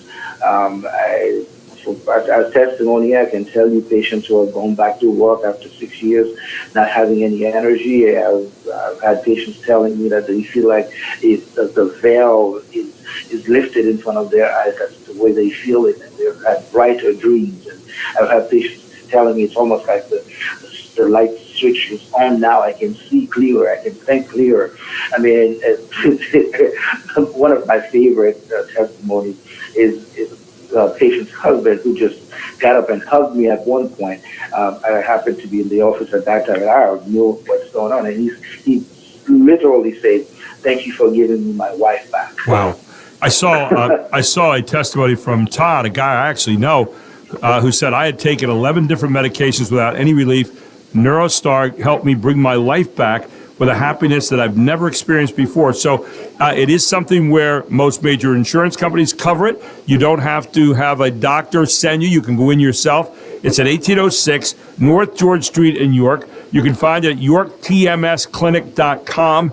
And if you want to go in and just find out about what it's all about, Dr. Etienne and all the good people there are willing to have a chat with you, free of charge. Just sit down with them and hear them out. And maybe it's something that you could help you. Again, not a one-size-fits-all, but something that really has some merit, something that's new to York, and something that could help you. York TMS Clinic. You can also find more about it at neurostar.com.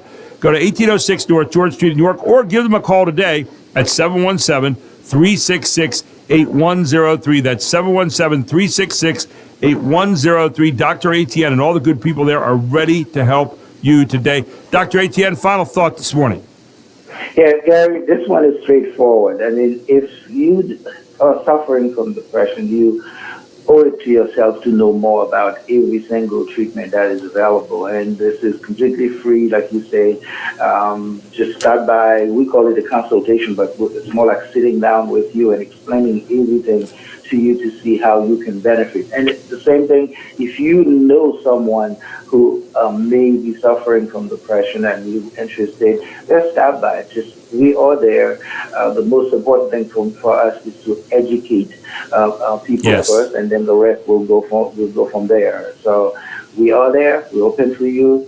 Take advantage of it. And stay tuned because we're going to put out some information here on a little mini conference we'll have that I'm actually going to attend and be part of with Dr. Etienne. So stay tuned for that. We'll be getting the word out here very shortly on that. Dr. Etienne, appreciate all you're doing for people, all you've done for people in one area. Now you're in a brand new area helping people. And we really appreciate all of what you're doing to help with mental health. Thank you, my friend. Always good to have you aboard on Friday morning. Thank you, Gary. All the blessings. Check out York TMS Clinic, 1806 North George Street, right here in York. Tell them Gary Sutton proudly sent you. I totally support what they're doing there.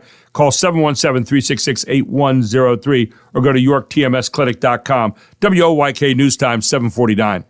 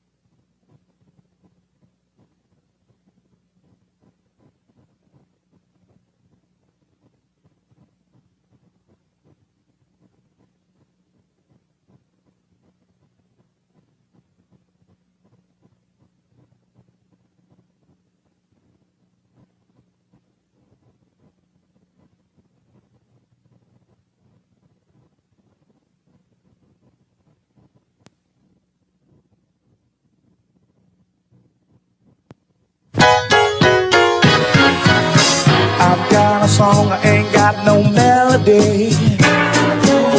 I'm gonna sing it to my friends. Welcome back to the Gary Sutton Show. This guy was sometimes known as the fifth Beatle. A lot of people don't remember that, right, Mark? It was because of his hair. Yeah. Well, not because of his hair. He played with him. You sure? Yeah, he played with him. Yeah, he actually played piano with him a little bit. And, Billy Preston. Yes. And who was really good. I like the slow song, and he sang with Serena. Was that who he sang? Was that him? Yep. I don't know. You're asking Come bring difficult me questions. your softness. Oh well, you don't even need it. A lot of people did that duet along the way. We have any other stories this morning here to bring along? Yes, we have a story, and normally what happens at the Memorial Day weekend. It's the unofficial start of summer. Absolutely, yeah. So pools open, all that kind of thing, yeah. And, just sort of given the trouble with airplanes. Yes. maybe, you might be considering maybe not flying. They've been coming down in places they're not supposed to recently. Yeah. A lot more than we'd like to see. Inadvertently. And then, problems at airports like Newark, we've heard about those, and computers going off. And what's the alternative? Drive. Exactly. And yesterday, the transportation came out with something called I think it's called the Great American Road Trip. The music. Secretary Sean Duffy says there's nothing more American than a road trip, and that to love America is to see America. As the DOT, in honor of the nation's 250th birthday, unveils an online guide to 250 destinations across the country. Stop at our great restaurants, stay in our wonderful motels or hotels, gas up your car with great American energy. It's going to be wonderful for our economy. It's all part of President Trump's celebration of America 250. In addition to tips on seeing Americana, the expo included 40 vehicles from American automakers, encouraging us to buy American-made. Jeff Manasso, Fox News.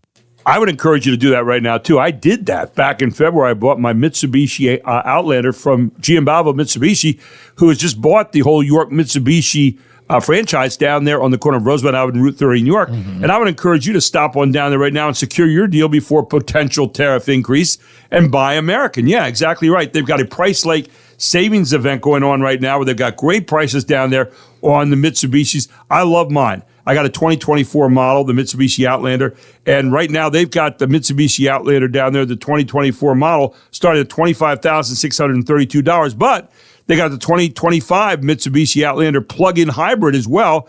That's there. You can check that out. They've also got the 2024 Mitsubishi Mirage G4, the Mitsubishi Outlander 2025 starting at $34,000, and the 2025 Mitsubishi Eclipse Cross. In fact, they've got all kinds of great models down there for you to try right now, and they're right there at the corner of Roosevelt Avenue and Route 30 in York, and they are ready to meet you today. And while you're stopping by there, why not stop by the grand reopening of the Mitsubishi, the Giambalvo Kia, which is there as well. You can lease a Kia, you can buy a Kia. They're right there at 1305 Roosevelt Avenue in York, and they are ready to show you their new cars today. And man, what an array they have. I go by there every single morning. Now, you can give them a call today at 717-563-7724. If you want to stop by for service, 717-563-7724. But right there at the corner of Roosevelt Avenue and Route 30 in New York, it's Giambalvo, and the family of dealerships here is iconic. You know about the quality already, the Giambalvo family of dealerships. They now have Mitsubishi and Kia at the corner of Roosevelt Avenue and Route 30 in New York. Head on down there today, check out the new cars, and get those prices before the tariffs kick in, all at Giambalvo Mitsubishi and Giambalvo Kia. Tell them Gary Sutton proudly sent you. All right, Mark? so I think I know the answer to this question. I think Go I've ahead. asked you this before, but I'm not 100% sure the answer. Do you collect anything? Didn't you say you collected something? I used to be a collector. I used to be a baseball card collector back in my kid days, but my mother threw those away, so that went out the window. And I don't really collect anything now at all, not on purpose. All right, so you can ignore this story generally, but for the rest of us, okay. Julian's Auctions is bringing back its fan favorite Music Icons Auction. Live from the Hard Rock Cafe in Times Square today and tomorrow. Over 700 lots will hit the block, including stage-played instruments, iconic fashion, handwritten lyrics, and personal items from legends like Kurt Cobain, Eric Clapton, David Bowie, Elvis, U2, Taylor Swift, Freddie Mercury, and the Beatles. The centerpiece is the Julian Lennon Collection, featuring rare Beatles memorabilia, including gold record awards for Hey Jude and Revolver, original lyrics, and animation cells from Yellow Submarine. The collection is on display at the Hard Rock in New York. Michelle Polino, Fox News. I think that's kind of cool. Especially the Beatles stuff, Kurt Cobain, stuff that can't be replicated. And speaking of the Beatles, we don't have much time, so I'm going to relate this story because I thought it was fascinating. You rarely hear new things about old stories. Right. The Beatles, old story, right?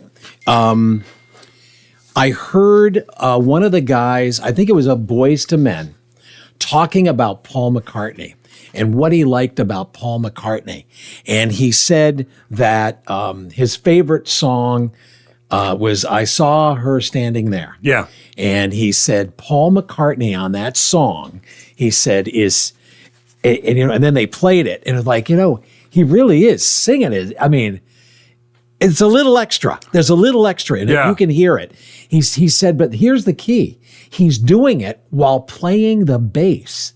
He says, that's very hard to do what he's doing right there. He says, he says, yeah, I haven't seen many people that can do that. And I thought, you know what?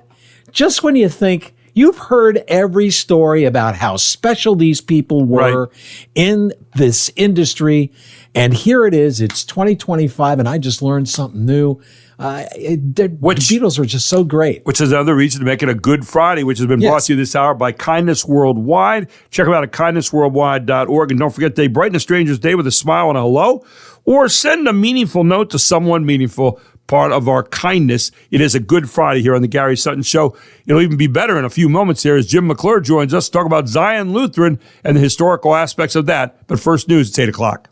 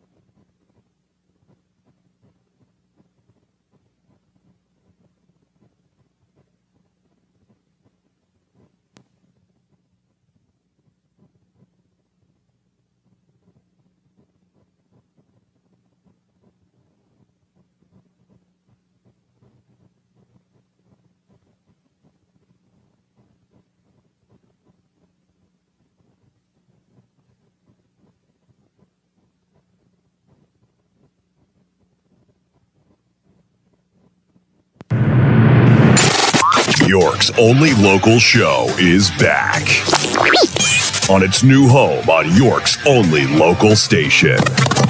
Guess who's back? Back again. This is the Gary Sutton Show on WOYK. I'm back. Now, broadcasting live from WOYK's downtown York studios inside Wellspan Park, here's Gary Sutton.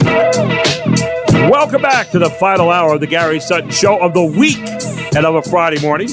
It is 8:05 and it's like 65 degrees out here on Brooks Robinson Plaza at Wellspan Park, where tonight the Revs will be taking on the second place Long Island Ducks coming in here.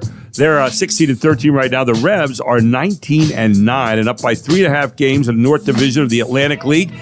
4 in the loss column, and huge matchup tonight. The Revs got pummeled the last time by the Ducks when they came to town here. They're back in town tonight, and this time I think turnabout will be fair play, Mark. We'll let water roll off our backs. Our backs. Instead of the Ducks' backs, yeah. Sorry. But the Revs in the midst right now of a 4-game winning streak, which is good to know. And so looking to really maybe get some more separation tonight. But that game starts here at 6:30. Come on out to the stadium tonight. A Veterans Appreciation Night out here as well. And a chance. It's just an experience. If you've not been out here to Wellspan Park, then you need to get out here tonight and be part of what is really happening here. And the Revs team is a lot of fun to watch. See, to me, that's the key. I've been to the Stormers games. Yeah. I went to one Stormers game, and they couldn't score they couldn't get an out. Yeah. And it was like, I don't want to see that. And then I see what's happening here, and it's like fun baseball. Well, the Stormers helped us out yesterday with a doubleheader win over Staten Island. The Ferry Hawks went down, so it allowed Long Island to leapfrog over them into second place. And they started the season like 0-7, by the way, Long Island, and they have since come on, and now they are in second place to the Revs. So the Revs looking to heat it up, keep it hot tonight, and really get some separation this series. Sure. I'll be there with Daryl tonight a little bit later on, and looking forward to doing the game with him. But all of it coming to you here on WOYK, airtime 6:10, and we will come on the air at 6:10, and then 6:30 the game starts. This hour, this whole show, by the way, being brought to you by our presenting sponsor, Barley Snyder Law Firm. That's exactly right. A strategically based and focused law firm representing businesses, organizations, and individuals in all areas of civil law with over 130 attorneys in Pennsylvania and Maryland. They are ready to help you right now. Check them out at barley.com. And this hour, this final hour, as if that weren't enough, Mark, is brought to you by Regents Glen Country Club, where I have been a member since 2001. I told you about our anniversary yesterday. My wife and I were married there back in 2004. But I'll tell you what, when you talk about a golf club that is poised for families, Regents Glen is it. You can have all kinds of amenities there, from great golf. I mean, the Arthur Hills Golf Club it's designed by Arthur Hills, one of the great designers in America, surrounded by 100-year-old white oak trees sitting alongside the beautiful Cadoras Creek. A relaxing day of golf with the best bent grass and bent grass greens and fairways you're ever going to find. It is absolutely wonderful. Family memberships are available, and they include pickleball courts. They include bocce ball courts, leagues that we have over there. They include the pool out back, the fairway table grill with some wonderful dining there, all kinds of activities going on. Golf tournaments like today, we have our member guest day, a one-day member guest. I'll be out there playing with my friend John Louder, and we'll be out there having fun today and then enjoying a dinner afterward, a 400-person tent where they can hold weddings. I mean, it's got it all going on. You want to find out more about it and how affordable it is for your family? Give a call today to Lacey, our general manager, at 717-747-1919. She'll be glad to show you around. They're located at 1000 Golf Club Drive, right here in York, just off Indian Rock Dam Road, across from Indian Rock Dam School. So it's 5 minutes from right here, but you'll feel you're out in the country, even though you're 5 minutes from downtown York. Regents Glen Country Club, the sponsor of this 8 o'clock hour, right here on the Gary Sutton Show. With that, we turn to Jim McClure, our local historian. He has put together the book Never to Be Forgotten, a year-by-year look at York County history, and he's here with us every Friday morning. Good morning, my friend. How are you? Really good, Gary. Looking forward to our conversation today. Oh, man, I'll tell you, I am too, because it talks about Zion Lutheran Church right here in York. And you wrote a piece about a guy named Jacob Barnitz to kind of tie that in to Zion Lutheran Church and just what's going on there right now. So take it away, Jim. You've got the dais here this morning. Go ahead. All right. Jacob Barnitz was a Revolutionary War vet who was wounded in both legs and really spent the rest of his life, his long life, he lived till 1830, about 50 years with bullet wounds in his legs, including a bullet ball that was lodged there for about 30 of those years before they removed it and amputated one of his legs. Anyway, he was a member of Christ Lutheran Church, which was the mother church of Zion Lutheran, which we're here to talk about today. You know, our churches, our members are what make our churches go from a human point of view. And, Zion Lutheran has had some really accomplished members over the years. And Jacob Barnitz is one of those. Now, when you talk about Jacob Barnitz, tell us a little bit about he comes home and his relationship to the Zion Lutheran Church and so much being done now to start to get that back into an interesting place.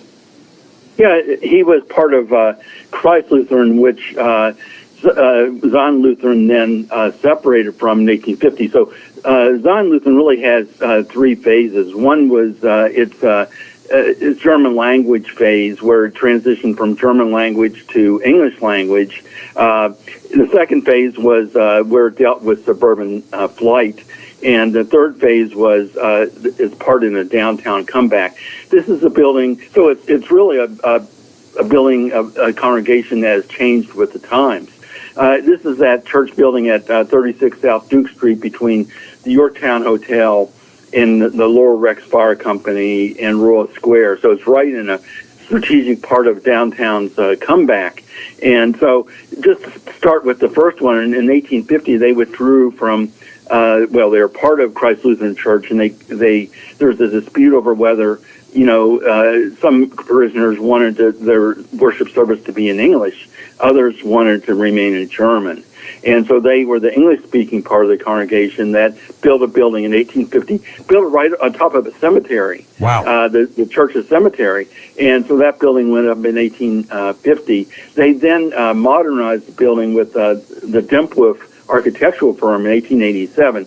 And that's a part of its story that there's a great decision then that meant the longevity for the building today.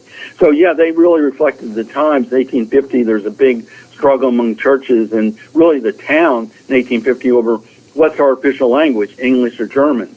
And they were the English-speaking part of the Christ Lutheran Church until they separated 10 years later. Isn't that fascinating that, you don't think about that, but, imagine here speaking English and you go into a church that speaks only German, where all the sermons are given in German. And so it required, people wonder, why do churches split? Well, in this case, a very realistic reason was they couldn't understand anybody. So now you go to, as more and more people came here to America and more people learned the English language, now you had a necessity to find another church where you could understand what the sermons were. So that's kind of an interesting but very plain reason to go out and separate, right? That's right. And St. Paul's was the first. And St. Paul's was on West King Street, and their church burned in about 1940. So now they're out in Springsbury Avenue. But they were the first, and but Zion Lutheran was the second English-speaking church. Right. And interestingly, we had German services in our churches up to about 100 years ago. Wow. We still do on occasion for ceremonial reasons, but really, it was maybe 120 years ago, and that right before World War I, we were still having German language services in our churches.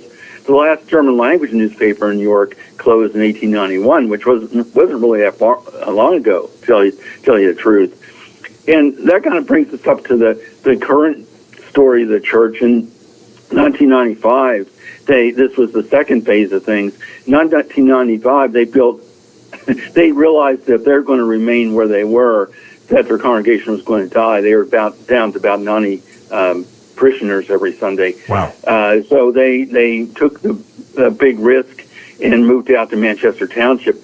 And the risk paid off because they have about 900 members today out in Manchester Township.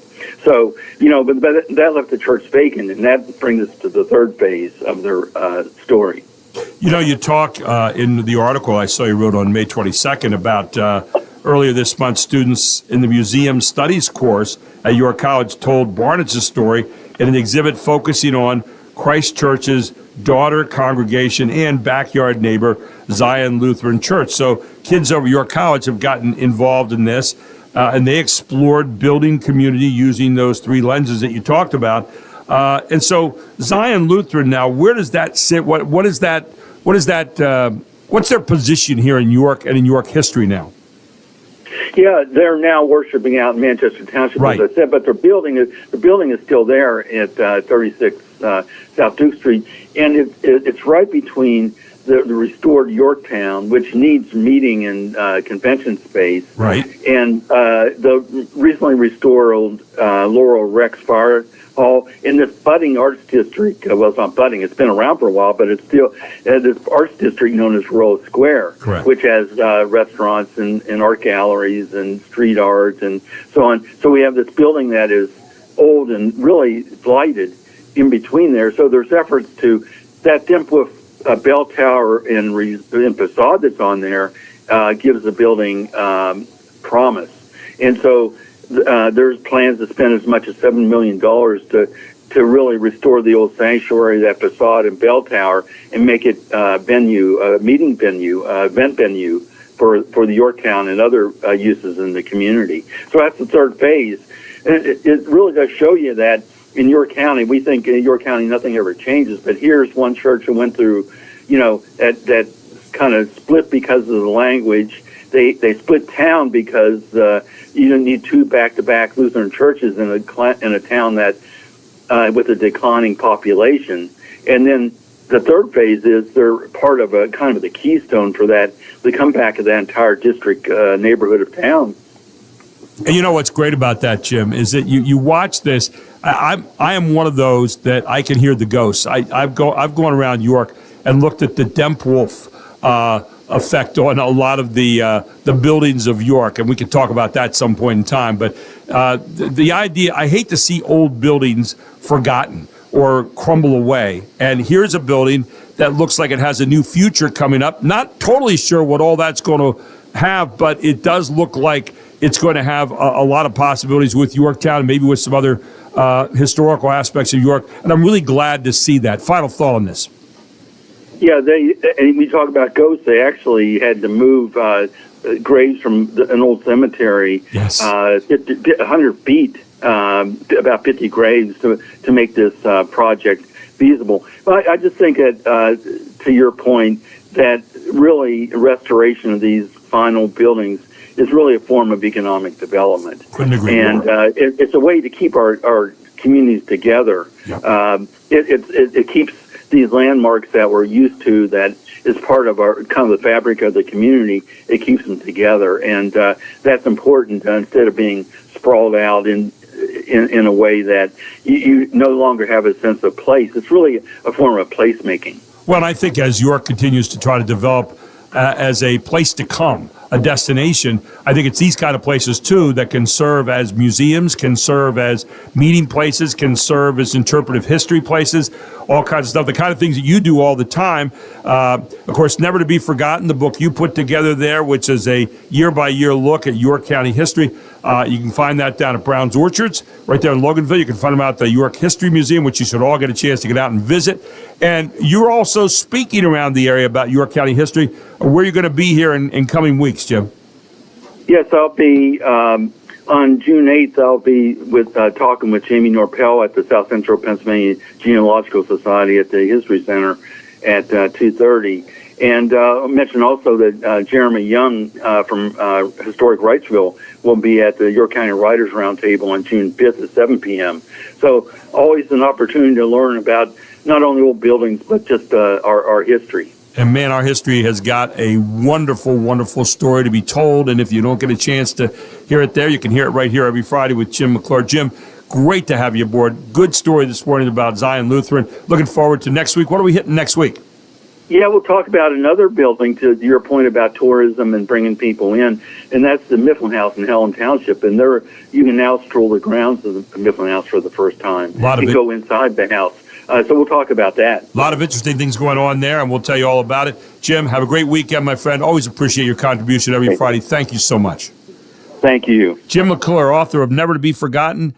Pick up a copy today. It's fun to read about York over all of the years. 275 of them, in fact. We'll take a break. We'll come back with more here on The Gary Sutton Show. Some news you might have missed, plus some other vignettes straight ahead on the main street of York. It is The Gary Sutton Show on WOYK.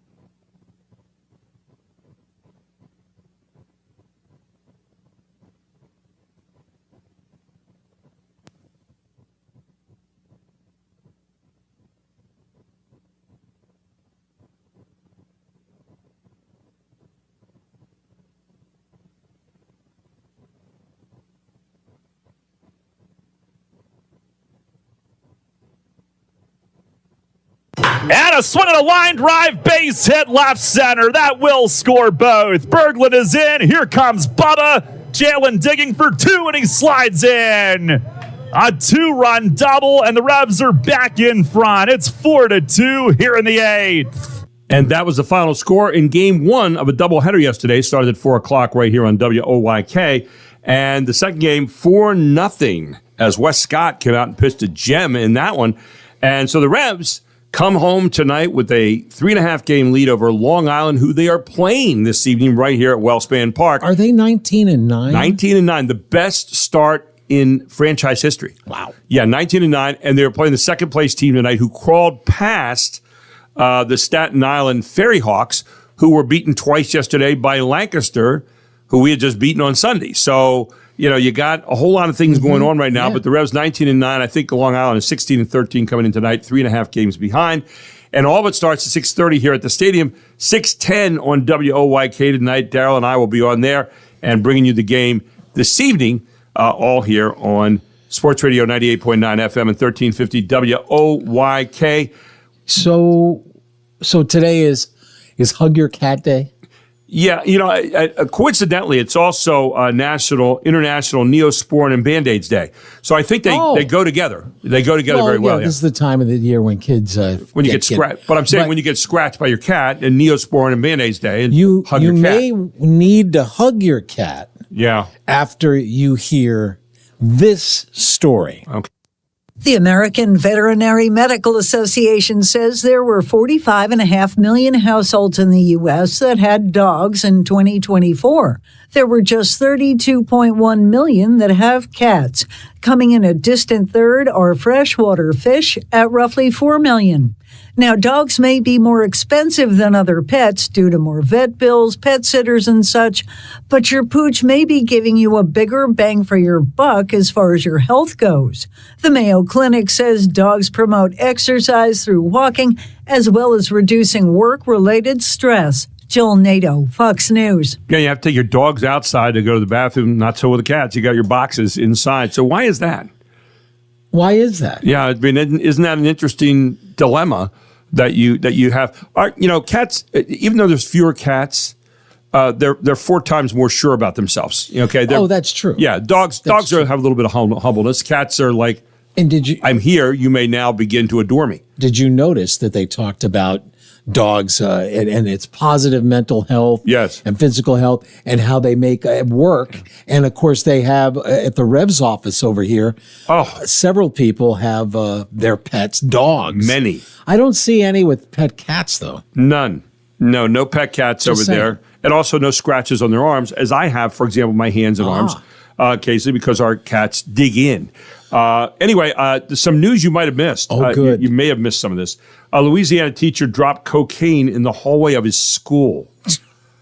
If you're not surprised to hear that a teacher had cocaine, you're a teacher. I mean, I bet there you go.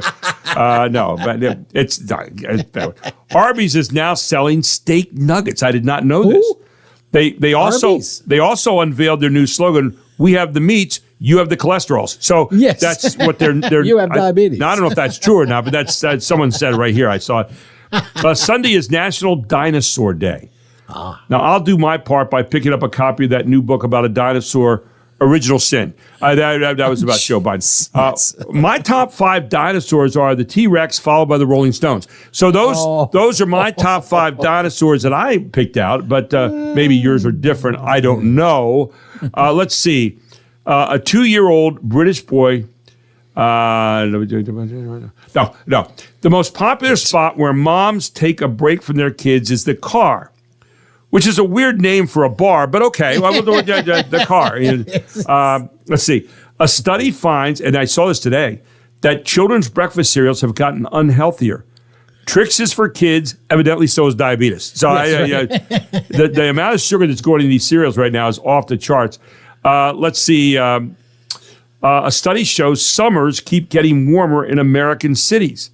Now, scientists blame this on the phrase, hot girl summer. I don't know. That sounds like, go back to the conspiratorial stuff again, right? Let's see. A new soap is being made out of Sydney Sweeney's bathwater. Oh. Somebody needs to explain to me what these people were thinking. If it's possible to sink any lower and where I can buy it, by the way. But no.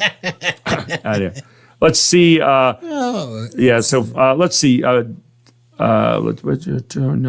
No. CeeLo Green turns 50 today. Check. No. And he may need help setting up his party. He's shorthanded. He's shorthanded. Yeah, have you ever seen CeeLo? Yeah, he is. Terry Bradshaw says Pittsburgh's interest in Aaron Rodgers is a joke. Technically, he grunted, Steelers bad. But you get the point. You know, that's what happened there. And yes, I heard they're gonna go with what's his name? O'Donnell. Yeah. Is it no, not O'Donnell. What the heck is his name? I don't know. They're not going with a big name. Let's put it that way. Yeah. Ben Affleck finally reportedly wants to have more kids because there could never be enough photos of Ben Affleck looking miserable. Isn't that the truth? Yeah. So there you go. It's a little bit of news. It's only funny because it's true. You might have missed it. Yeah, you might have missed it. Anyway, coming up next, always a sojourn to find where in the world is Dr. Nick Pandelides? And we're going to find out where he is this morning. I think he's around the area here today. I think he's actually in New York area. Last week we asked him that I thought the vacation was like 3 or 4 weeks. He took a little offense at that Yeah, we didn't did. know. He said, "I sent you guys," and we So said, yeah, I think it calm was just down. 2 weeks. He was back, Yeah. and was very calm. But we take a look at the world through Yorker Nick Pandelides' eyes next at 6:35 here on the Gary Sutton Show. This hour being brought to you by Regents Glen Country Club, where you can take part by getting a family membership. Very affordable right now. Give them a call today at 717-747-1919 and find out all about what Regents Glen is all about. Right out here at 1000 Golf Club Drive in York, just off Indian Rock Dam Road. And I'll tell you what, if you like bocce, if you like pickleball, they got the courts, they got the bocce pits out there, and the finest golf course in the area with great greens and fairways, designed by Arthur Hill's world-famous golf club designer. They've got a wonderful place to eat, the fairway table, and all kinds of great activities and wonderful people pool out there. And the pool, for heaven's sakes, which is now open. Regis Glen Country Club. It's got something for you. Call Lacey today at 717-747-1919. Ask for a tour. She's a lovely lady. She'll take you all around the course.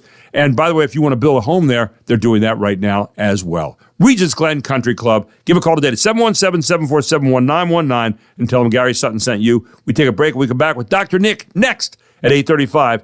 It is 8:30. Time for a news update.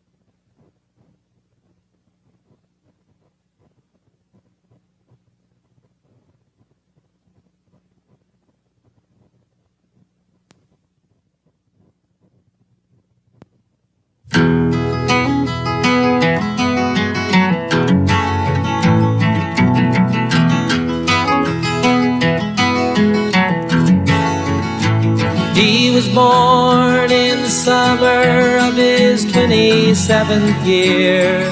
Little John Denver. I don't Brings know us that back. I don't know if he was little. He I don't left yesterday behind him. A little bit of John Denver. You know what? I don't know if Might he's little. say he I like this song because he kind of came to an epiphany. I think. Yeah. You know, his life up until then was, you know, touring little clubs. He wrote "Leaving on a Jet Plane." He was trying to make a jump to the big time, and this is what did it. And he had moved to Colorado and started writing songs there. Oddly enough, died in a plane. Yes. Yeah, but also I read where he saved somebody one time in his plane. I forget how it happened. I was reading the story, and I'd have to go back and look at the particulars of it. And of course, then he went on to be God. No, he was God's best friend. He played God's best friend. Yeah. I mean, he was great on TV, and wasn't God George Burns. George Burns in that, Yes. who was fantastic. I recently, within the last year, rewatched that movie. Yes. And it was hokey, but it was also, they were great. Well, there are some hokey movies around, and we've suggested a few of them this week. That's true. God, Yes. It's a Beautiful Day in the Neighborhood with Tom Hanks. Yes. Please watch that, because I'm telling you, when you get done with it, if you're having a bad day, you're just going to sit back and say, wow, that was simple, it was good, it was fun. You want to renew your faith in man. Well, exactly, or and maybe even your faith in something higher than self, and that's something that's really good too. So I just think that you can never be surrounded by enough good. It's like on Fridays being surrounded by Dr. Nick Pandelitis, and you can never be surrounded by enough good as one example. And Dr. Nick is with us here this morning on the Gary Sutton Show. Good morning, Dr. Nick. How are you? Good. What a nice introduction. Thank you. It's by contrast. I tried.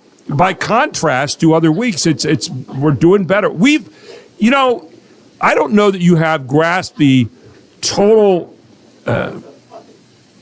width and breadth of how we've changed. We've turned over a new leaf here in the way we come in. Someone said you're just too tough on Dr. Nick the other week. I was out at the golf course and said you're just too tough on him about the whole bicycle thing. And I said we've stopped that. We're beyond that falderall here on this show. You know, we are after all semi-professionals. You know, we're moving in a new direction here. I think you can feel it, right?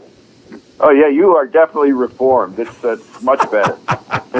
Great to have you in this one, my friend. You're in the area this week, I understand, right? Yeah, you have no travel plans for a while, I think. So you'll be signing autographs today, later on somewhere. I just. But not on my schedule, but I'll double check. Okay, yeah, thanks. Anyway, I was reading something that's really kind of fascinating. MSNBC, I was reading the Hollywood Reporter of all things today. MSNBC is working to build its podcast portfolio with something called a Nicole Wallace show. The Deadline White House anchor is getting her first podcast. The Best People will be an interview series bowing in on June 2nd, coming up this week. And what's interesting about that is, and it says in this article at the beginning, as the line between a conversational podcast and a TV segment blurs rapidly, MSC is stocking up on original audio shows, 18 and counting, as the progressive news brand pivots its business beyond its cable news roots. Problem is, the cable news is taking a hit, and they are not getting the kind of viewership they want.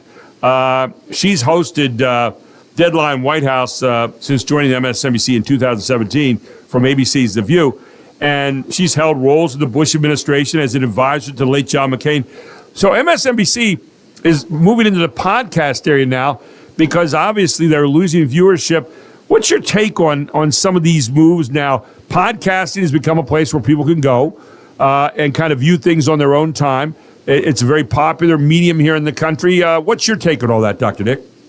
Well, I think you're right. I mean, a lot of the decrease in cable viewership is related to people finding it more productive to as you said, to listen to things at their time. They get different perspectives. I think my gut tells me that MSNBC will be no more successful with podcasting than it was with cable, because I think part of it is their message and their ethos. I mean, I think a lot of people have turned away from that, very liberal, progressive, DEI ideology. But anyway, I mean, I think it's probably the right thing for them to try to do. No, I don't disagree. And it's moving in another direction. It's funny how radio has become the place for conservatives to kind of dominate, and even talk shows on TV have been the place. Fox has dominated that for a while. Wonder why that is. I've often wondered why people go to listen on radio for generally conservative talk. And I remember the American Network or something like that, or America One, some years ago, they tried to do that with a liberal point of view, and it didn't work out. What was it called? Air America. I couldn't think of it. Air America. And it just didn't work out. And I don't understand why the big differences there in listening and viewing habits. Any thoughts on that? Well, again, I think much of our country, still has, values our traditional ways of thinking and values. And, I think people, to some extent, you like to hear different things to try to learn. I think we all have a little bit of a weakness that we want to listen to stuff that we agree with, that kind of supports our opinions. But I also think, I think the real blur is between radio and podcasting, because when you're listening to something like that, you can also be doing something else. So a lot of people, they listen to you on their drive to work, or they stick their ear pods in, and they're doing something else and listening to the radio or a podcast. And I think that's it's productive, it's entertaining, it's informative. It was interesting last week. Another story I saw: the Massachusetts Institute of Technology, known as MIT, one of the great think tanks in the country in terms of universities, shut down its Diversity, Equity, and Inclusion office last week. MIT President Sally Kornbluth officially closed the Community and Equity Office after earlier prohibiting the use of diversity statements in faculty hiring or student admissions, a university official confirmed. Now, a senior administrative position at the office will also be eliminated as part of a return to a merit-based focus kicked off by Kornbluth in January of 2024. This is kind of part of a trend we're seeing around the country where people are assessing whether they need these DEI offices. I don't think there's anybody that would disagree that we want to see everybody treated well, that diversity respected and equity treated well, and inclusion of all people. But it seems like we kind of went over the deep end the last 4 to 8 years on this, and now there seems to be a move back in the direction of maybe some common sense. What's your take on this, Dr. Nick? Yeah, I think absolutely the idea that the person who has is most qualified, a merit-based system is what the majority of people think is appropriate. At the government level, I was reading that for a long time now, and I can't remember the name of the agency, but 10% of government contracts had to go to either women or people of non-white race. And there was a suit by I believe it was a trucking firm that got excluded because they didn't meet their gender and race requirements. And so that they have eliminated that law or regulation. And I think that's one place where I think Trump and all his and all the chaos he does and the way he does things. I think he zoned in on that, and that's been a lot. I think that's been something that people have supported and maybe have not been willing to just verbalize for fear of being called racist or discriminatory. And I think we want to be a fair country. We want to have. It's not going to be the same route for everybody. We understand that. But by the same token, we want to be a country where we have those opportunities available to everybody. Get rid of the biases, get rid of there's racism around, there's things like that. But at the same time, not go overboard here and make people feel guilty about some of the good things in this country. I was interested in what President Kornbluth of MIT said. She said, MIT is in the talent business. Our success depends on attracting exceptionally talented people of every background from across the country and around the world. and making sure everyone at MIT feels welcomed and supported so they can do their best work and thrive. She said that in a statement shared by an MIT rep. I think she probably also is looking over at Harvard and seeing what they're going through right now and the battle that's going on between the administration and Harvard and saying, I don't know if we want any part of this. Let's make sure that, as a place that does work where we are honing in on diseases and things like that and getting money from the federal government, we don't want to be playing that game that Harvard's having to play right now. Your thoughts? Yeah, no, I think that's absolutely right. And I'd like to think that there are other university leaders and administrations who have in their hearts wanted to support a meritocracy, but were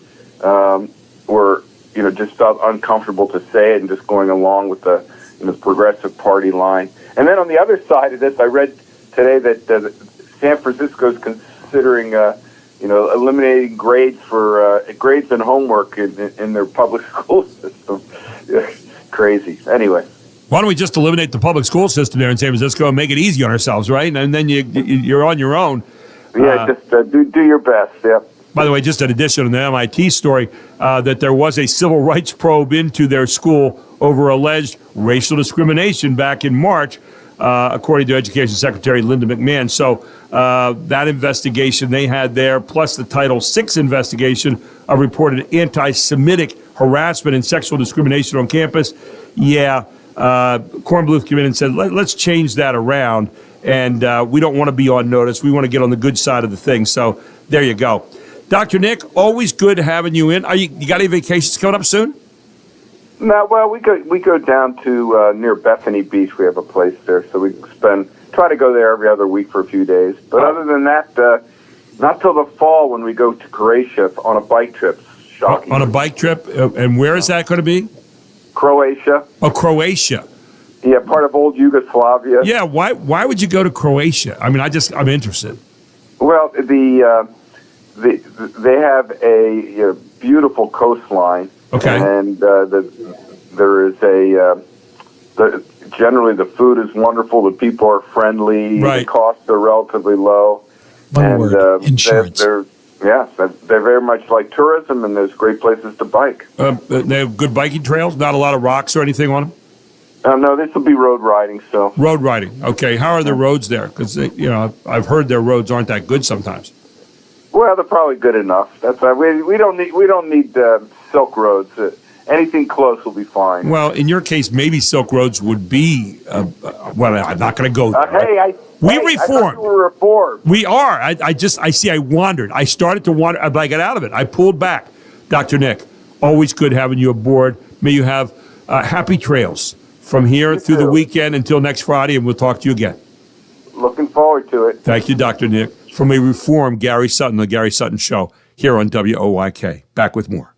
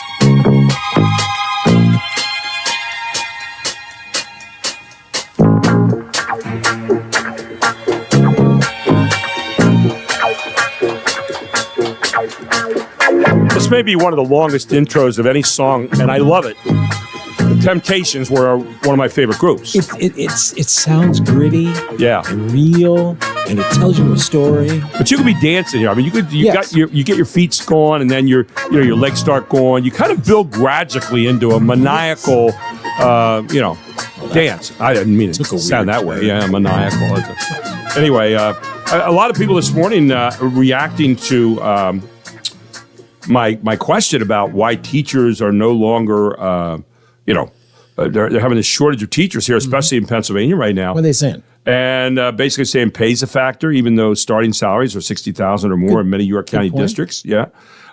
Someone else said, now here's Michael, who comes in, 30 years of the Republican-controlled state Senate, mostly GOP-controlled state House, setting up a system to fail from funding or lack of funding while publicly using right-wing media, especially radio stations. He's taking a shot at us, as he does every day, because he is a true troll. Anyway, Alexander Pagano, long story short, the starting pay is way too low for the stress these teachers endure. Good point to be made there. Deb Abel said, I know of one that left the profession because the kids have more control now than the teachers. That's a perception a lot of people have on that. So that's something else. And a number of other ones.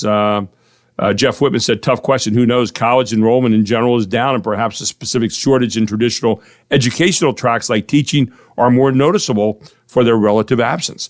So some good, thoughtful stuff there this morning. And then Laura Rager-Bolger said, I think it has a lot to do with changing values and growing pressure in the school system. So some of those are the very reasons this morning. By the way, I do want to mention Barley Snyder, our attorneys at law. They are the presenting sponsor of our show every day. They are in so many different areas. They have offices throughout Pennsylvania and Maryland, and the firm has more than 130 attorneys who deal in the following areas like banking and business and creditors' rights, municipal and municipal authority, litigation and risk management, intellectual property, immigration, higher education, healthcare, senior living, tax concerns, just to name a few. Why don't you find out all about Barley Snyder Law Firm, who's ready to help you in all areas of civil law. Offices throughout Pennsylvania and Maryland, one right here in New York at 100 East Market Street. You can check them out at barley.com and find out if they have an area that is conducive to what you are dealing with right now. Give them a call at 717-846-8888. They are open Monday through Friday, 9 a.m. to 5 p.m. right here in New York. Barley Snyder Law Firm, one of the great iconic names in law here in New York, well-respected, and maybe are ready to help you. Check out barley.com today. So, you were talking about teachers and reading, writing, arithmetic. I mean, there's certain lessons that even though you teach them, over and over and over, it's just a basic thing, right? Addition, subtraction, how to write, how to communicate, spelling. We had the spelling bee winner earlier today. This particular lesson, while sad, ends up being, just as instructional as those other things. The last place you want to go is climbing into a dumpster. Police on Long Island say there were two men sleeping inside of a dumpster at a shopping plaza when a trash truck came by to empty it early Thursday morning. Later in that same morning, when the truck made another stop about 6 miles away, somebody noticed a man inside the back of the truck. That person was removed and taken to the hospital for a leg injury. The other man was pronounced dead at the scene. A cause of death is being worked on, but police do not believe he was dead before he was dumped into the truck. In New York, John Saucier, Fox News. That's sad. That is sad. Very sad and tragic, and you hate to hear about that. So let's, before we usually have that daily feature, House Call for Health. Let's find out more about that. This is House Call for Health. For the nearly 1 in 4 Americans suffering from knee pain, a recent study reveals pain relief may be possible through the ear. According to early trial results published in the journal Osteoarthritis and Cartilage Open, stimulating the vagus nerve through the ear improved knee pain for some patients. For the initial trial, using a vagus nerve simulation device placed on the ear for an hour, the device then sent electrical pulses to the branch of the vagus nerve running through the ear. Overall, a third of the participants felt a noticeable improvement in their knee pain following treatment. For more health news, go to foxnewshealth.com. House Call for Health. I'm Lisa Brady, Fox News.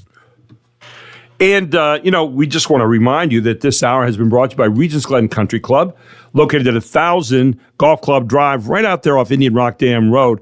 And if you want to get to a place that has all kinds of possibilities for your family and give you a whole brand new look at fun and entertainment, you want to get out to Regents Glen and talk to Lacey, the general manager, about a membership. Yeah, they got great family memberships, very affordable. Give her a call today at 717-747-1919, and she can show you around. And they're building homes out there right now, some great homes, starting at right around $350,000. But they've also got the pool open down back. They got a fitness center. They got a great golf course with the best bent grass, fairways, and greens you're going to find. Arthur Hills designed it, one of the great golf course designers in the country. They've got the fairway table with wonderful food, lunch and dinner provided on a regular basis. They got a deck out back. You can sit overlooking the pool and have that. They got bocce courts. They've got pickleball courts. They've got activities galore out there. They've got a 400-person tent where you can have activities and also a wedding. They've got a great shop out there, and also in the back, the 19th hole with a bar right there for people just to kind of relax after the round. They've got it all. Why don't you find out what they might have for you? Give a call today to 717-747-1919. Ask for Lacey and have her show you around Regents Glen Country Club, where I belong since 2001. And maybe you'd like to get a membership too. So I did mention the spelling bee winner. Maybe we should hear. Yes. Let's hear about that one more time.